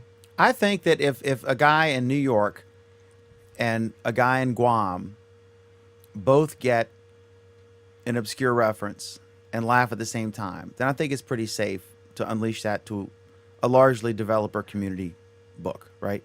Exactly. We kind of took the Mystery Science Theater 3000 approach where we're like, okay, well, it doesn't matter if everybody in the world gets this. Somebody out there is going to. The editors kind of thought otherwise. Which is cool, because, we still get paid at the end of the day. Yeah, if you both agree, I mean, you're talking, a major continent and the Pacific Ocean separating you, then we're good. Okay, so are we good on that? Buy the book. Thank you. Buy the book. We're good on that for now. Like I said, we'll have more to say soon. Absolutely. We'll be talking about this incessantly. This may actually beat photo features in Google Plus as topics. Okay, so next up is and stick around for the Google Plus week because I want to hear about your week, Jason, and I want to make you jealous about my day today. Okay, so Monday night we do a show, Our Android Week, every Monday at 9 p.m. Eastern, 6 p.m. Pacific, and one of the I wasn't things, aware of that. Really. Really? How Well, long? well, just in case, it's Monday night at 9 p.m. Eastern, 6 p.m. Pacific. That sounds like a great idea. Yeah, it's a show about Android. What a concept. We talk about the week's Android news, and we call it Our Android Week Phenomenal. because it's that, and because every other domain was taken. Not necessarily in that order. Okay, so a couple of really cool apps from everything I've heard, but I haven't played with them yet. But I will try to play with them before Monday. Is they've introduced new mobile apps for docs and sheets, and slides is coming soon, and this is on Android and it's on iOS. And everything I've heard is like fantastic because before you go to Drive and then you kind of open it, and you could do stuff, but apparently they've broken these off into separate apps, which kind of is contrary to their Drive all-encompassing strat. Or I don't understand Well, that. not really. I mean, part of actually the point of Drive on the desktop is that from Drive you can start up other apps that know how to work with Drive. Drive is a platform more than a program. And in doing this on mobile, they're kind of going in that direction, and you can sort of see maybe they're going to go further in this direction, which will be very interesting if they do. Yeah, definitely. I find I had Dropbox and I abandoned it for Drive. I still find it easier in some cases to share something with a noob or a non-Google Plus user or a non-Google ecosystem person. I find them more easier to maintain if I shared a Dropbox link than a Google Drive link. But I see all of the progress and rapid progress happening in Drive. I don't see on any other cloud storage solution right now. They're really putting a lot of muscle at Google behind Drive and innovations like this, and this is fantastic. I can't wait to play with it. I'll hopefully have time on Sunday to play with it before the show. But we'll talk about that Monday at 9. So now at the end of the show every week, we talk about how was your Google Plus week, and I want to start because Jason, I know, knowing you as I do, I imagine you as a little kid were a fan of the Addams Family show. Doodle-doo-doo. Retroactively, yes. I got chickenpox when I was a freshman in high school, and so I was forced to watch daytime TV, and I watched a little mini marathon of Addams Family. I wasn't into it because I was only born in '74, but I was hooked. It was so funny, and it was so irreverent. Even back like in the late '80s, it was still it was good comedy. So today, when I look back on that show, I didn't even know he was coming in, but Gomez Addams, the husband in the show, was so comedic and clearly influenced. One of his heroes must have been Groucho Marx, or when the character was whoever wrote the character, because there was sort of a Groucho Marx type of humor. Charles Addams! What? Oh my God, you don't know who created the Addams Family? I swear to God, I don't. Am I missing something? No, that was John Barrymore, right? That was Drew Barrymore's father who played him. Wait a You minute. don't know who created the Addams Family? Please tell me. Charles Addams. Go look him up, Dan. He was an illustrator who wrote the most incredible and macabre single-panel cartoon panes. And if you thought the show was great, his illustrations were just incredible. Well, I did not recognize him when he came in. Of course, he's 80 something. He was born in 1930, but it was amazing. This elderly guy comes in, and I was covering the Apple Blossom Festival, and first there's like two members of the Bachelors, And then this other guy, I swear to God, I don't know who he is, but he's a big celebrity apparently, J.R. Martinez. So I shot video of him. You don't know who J.R. Martinez is? I know he's a heroic. I didn't know who Duck Dynasty was. In the video, I zoom in on her name tag because I didn't know who she was. I'm a busy guy, and apparently I'm missing popular cultural references. I shot a video of Duck Dynasty. It's like at 300,000 views, and I've never seen an episode. I mean, I know who they are now, right? And I've cashed Google's checks, for doing the video. Thanks, Google. So this guy comes in, and it's freaking John Astin. I mean, early Hollywood like royalty, right? So he's got his hat on. He sits down. He's waiting. We're finishing with J.R. Martinez, and then we walk over there, and I didn't recognize him because I was trying to get my camera and stuff ready. So I'm filming it or taping it on my NEX7, and they started asking him about early Hollywood, and he's like, well, back in the day, they used to, he talks about what it was like. And we're talking like the Warner Brothers era, right? But it was like TV. And I swear to God, Jason, you know what this is like, because in our job, you meet a lot of celebrities and stuff. And most of the time, you're just impressed mainly with that they seem like normal people, right? And he did too. But it's rare you get to meet someone who, from your very early childhood, you saw incessantly on television, and then you see them now.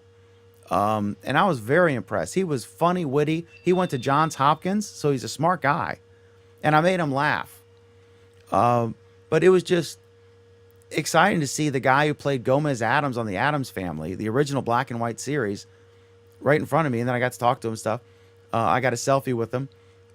It was just, he was cool as you can imagine. And he looked and sounded just like Gomez Addams, in his 80s. I think that's awesome. But So that was very, very really quick, cool. straw poll. Did everybody enjoy the Addams Family or the Munsters more?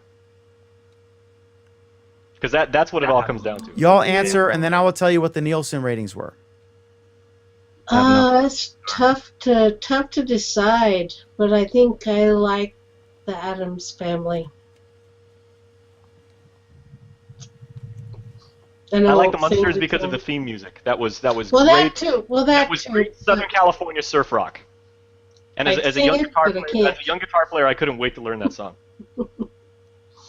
Yeah, but I like Lurch on Addams Family. Cadeas, do you have a preference, or do you have any idea what we're talking about? I'm not sure. No idea who they are. Cousin It. Okay, Cadeas. Doodly-doo, doodly-doo. I know the tune from Mother. That's it. They're creepy and they're spooky. All right, so the Nielsen, the Munsters were ahead in the Nielsens. But anyways, it was cool. I got to meet a true legend, and he was really funny and witty and smart. He doesn't move as fast as he used to, but it was just, he defined cool. He was humor. He's a comedic actor. And he was discovered by Tony Randall, who of course was on The Odd Couple. And they got all these gigs. And it was just really interesting interview. I posted on Google Plus and on Facebook and YouTube, and it's like 7 minutes. It's just interesting I didn't even know the guy was alive. I mean, I hadn't heard anything, but his adoptive son is Sean Astin, who and Sean Astin's daughter, who of course is his granddaughter, it was the queen of the Shenandoah Apple Blossom Festival. So that's why he was there. Sean was there briefly and then had to fly out because he's working on a movie or whatever he's doing. And so the grandpa came. So it was just awesome. Who played Rudy Rudiger, among other Hobbit. And Sam on the Lord of the Rings trilogy and in the Goonies. How can you put the Lord of the Rings above Rudy? Come on. Oh my God, Tolkien. What is Rudy? The movie about Notre Dame where the kid got crapped on his entire life and he was too small and he had no athletic ability, went in to play for the University of Notre Dame and sacked the quarterback on his final play, and Notre Dame carried him off the field, the last player that they ever did that for. That is, this is what I have had to deal with I have writing no this idea book. what you're talking about. Jason. The Lord of the Oh my God, man! Wait, I'm sorry. This is what I've had to deal with, people. Jason, who wrote Rudy? Who wrote Rudy? The movie? Or if it was a book, who were the writers? Name one. I have no idea. Okay, who wrote Lord of the Rings? 1993. Who wrote Lord of the Rudy? Rings, Yeah, Jason? 1993, Rudy. No, who wrote Lord of the Rings? Of course, J.R.R. Tolkien. Okay, so Exhibit A. There's no Exhibit B. You cannot compare a classic of British literature like Lord of the Rings, the trilogy, and The Hobbit. That's very true, but Lord of the Rings never happened. Rudy actually happened. That's a true story.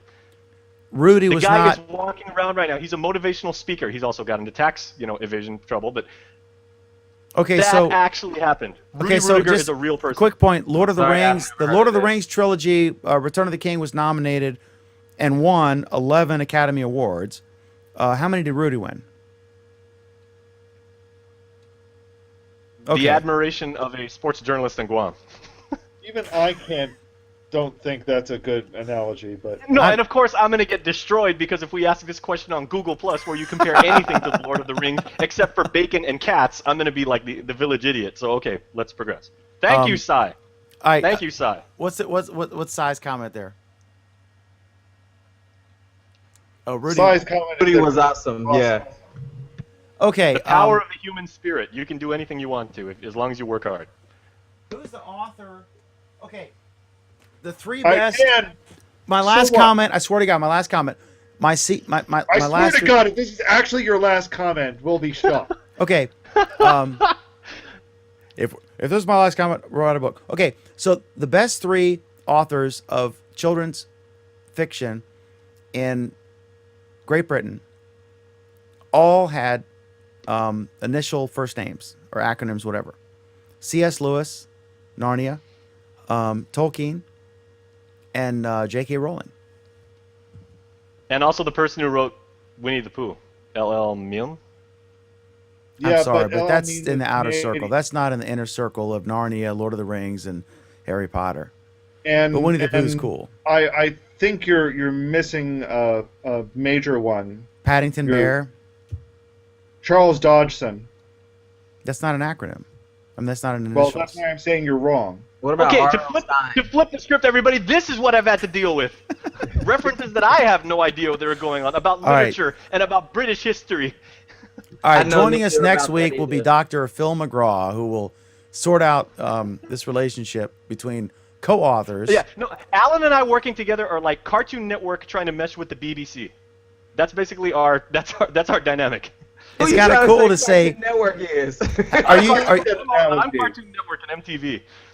TV I is like that analogy. Anyway, Jason, how was your Google Plus week? Okay, well, now that the book is, now that we've finished the lion's share of the work, I actually had some downtime, so I was very, very confused this week, and I had no idea how to spend my free time because I've been working, 16 hours a day on this project and everything like that. So I actually got back into Google Plus and I did some posting and interacted with some people, met some new friends, and very, very, very, very fulfilling. And after this, I'm going to go watch Rudy because it is a great story and better than Lord of the Rings. There, I said it. He is too short. I am not going to watch Lord of the Rings after this for a number of reasons. Because you'll be up until 7 a.m. Yeah. I'm not going to watch Rudy, though, either. Cadeus, how was your Google Plus week? I was a little light this week. I didn't have very much time to do Google Plus stuff this week. Kind of disappointing, but next week's gonna be fun, exciting. So What do yeah, you got planned for next week? I don't know, but I'm gonna spend a lot of time on Google Plus. You don't know, but it's going to be fun and exciting, or else. I'm gonna make sure it's fun or exciting. So if I have to just get in my car and drive for hours, I will do it. We're gonna make it exciting next week. No more. What kind of stress. car do you have? Because I know you broadcast a lot from your car. We'll talk I know about your that. car, We'll go. talk about that off the show. Okay. So Sheila, how was your Google Plus week? Not too bad. Just kind of a busy week in my photo community. Well, Oh, I've We- been meaning to post a photo. I'll do it tomorrow for sure. weekly photo challenge. Yes. Yeah, and you know what the theme of the week is? It is people in action, something to that degree. I looked at it because I'm planning on doing one tomorrow. Yeah, it's candid people or pets. Yep. Very nice. So you know what candid means, don't you? I'm You're Candid. unaware. Means they're cast. Yes. Yes. As long as they're not looking at you, not posing, that's candid.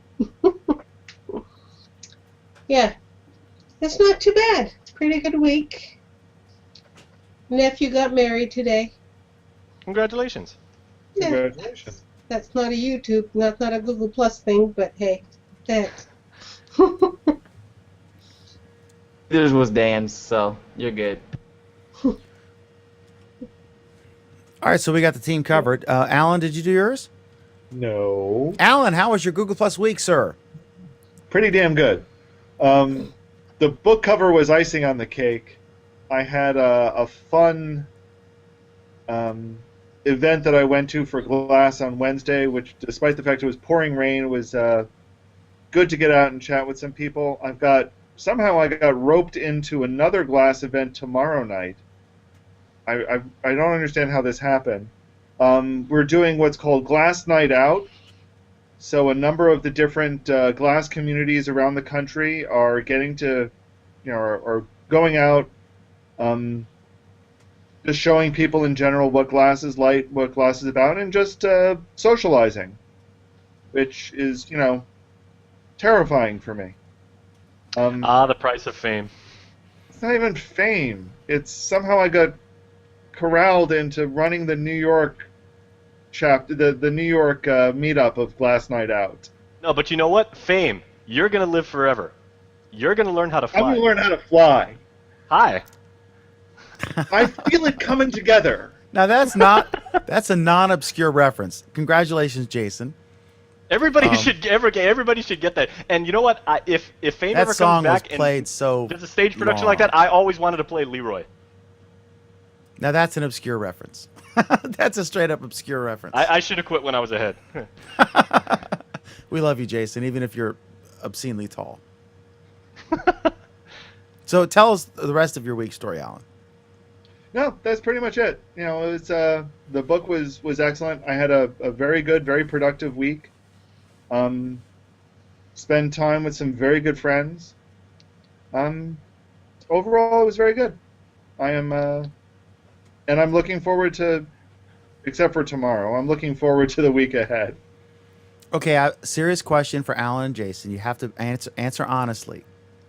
Within the first 24 hours of receiving the book cover, what is the total number of family and friends that you shared it to? I don't mean Google Plus or Facebook. I mean like actual people you know in real life.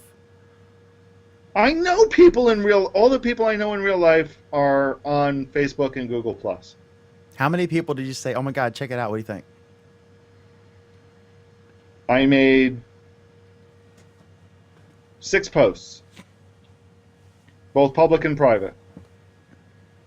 I made 5 all private to social networks: Facebook, Google Plus, Instagram, Twitter, and no, Path isn't considered public. Yeah. I did 4 on Google Plus and 1 on Facebook. Yeah, basically, it was 3:30 a.m. when I got the news, and Alan was chatting with me like a madman. So of course I got up and I was like, oh, why is my phone like about to melt? And I was like, oh, okay, cool, we got it. And then I saw like all of people were talking about it. So of course when I was like, hey everybody, they're like, yeah, we already got the word from Alan. Go back to sleep. Sorry, Jason, I scooped on No. it. There's nothing. I love the hospitality of Dan, because Dan's like, okay, tell me about your Google Plus week, and then walks away. I'm off camera though; they can't see it. So Such a warm host. once you get it in your I can hear everything and I can shout back at you, right? I'm just off camera. But yeah, there's nothing like when you finally get a copy in your hand or whatever. That's exciting. I remember when my publisher with the game sent me. It was a Canadian company I'd never heard of, but he actually sent me it was a CD-ROM, right? Back in those days, because it was published in '94. I wrote it in '93, and when I actually had it in my hand, I was like, "Oh, this is so freaking cool." I did something. And what's funny is all the reward, money, monetarily and otherwise, comes after. All the work is first, right? You have to completely finish the task, and then the reward comes, and the excitement, and more work promoting it, right? But it's just it's a phenomenon. Publishing something is it's interesting and it's exciting, and anybody's capable of doing that, as these two guys obviously are. I would recommend doing it. It's fun. So, okay, so thank you very much, Jason. I got a lighting question for you, Jason, when we close. So stick around briefly, please. We have two programs. We have Google Plus Week, which is this program, which is 8:30 p.m. Eastern, 5:30 p.m. Pacific. I don't even know why we give a time anymore. It's Friday night, or it's Monday afternoon in Guam, live there. And our Android Week is every Monday at 9 p.m. Eastern, 6 p.m. Pacific, where we talk about Android and the Android news. So we hope you'll watch, and we thank you for watching and commenting, especially commenting. We really appreciate that. We love your comments. We include them in the show, and you folks who engage with us during the show are as much a part of the panel as anybody on the panel in this hangout. So thank you so much, and until next week, have a wonderful Google Plus Week.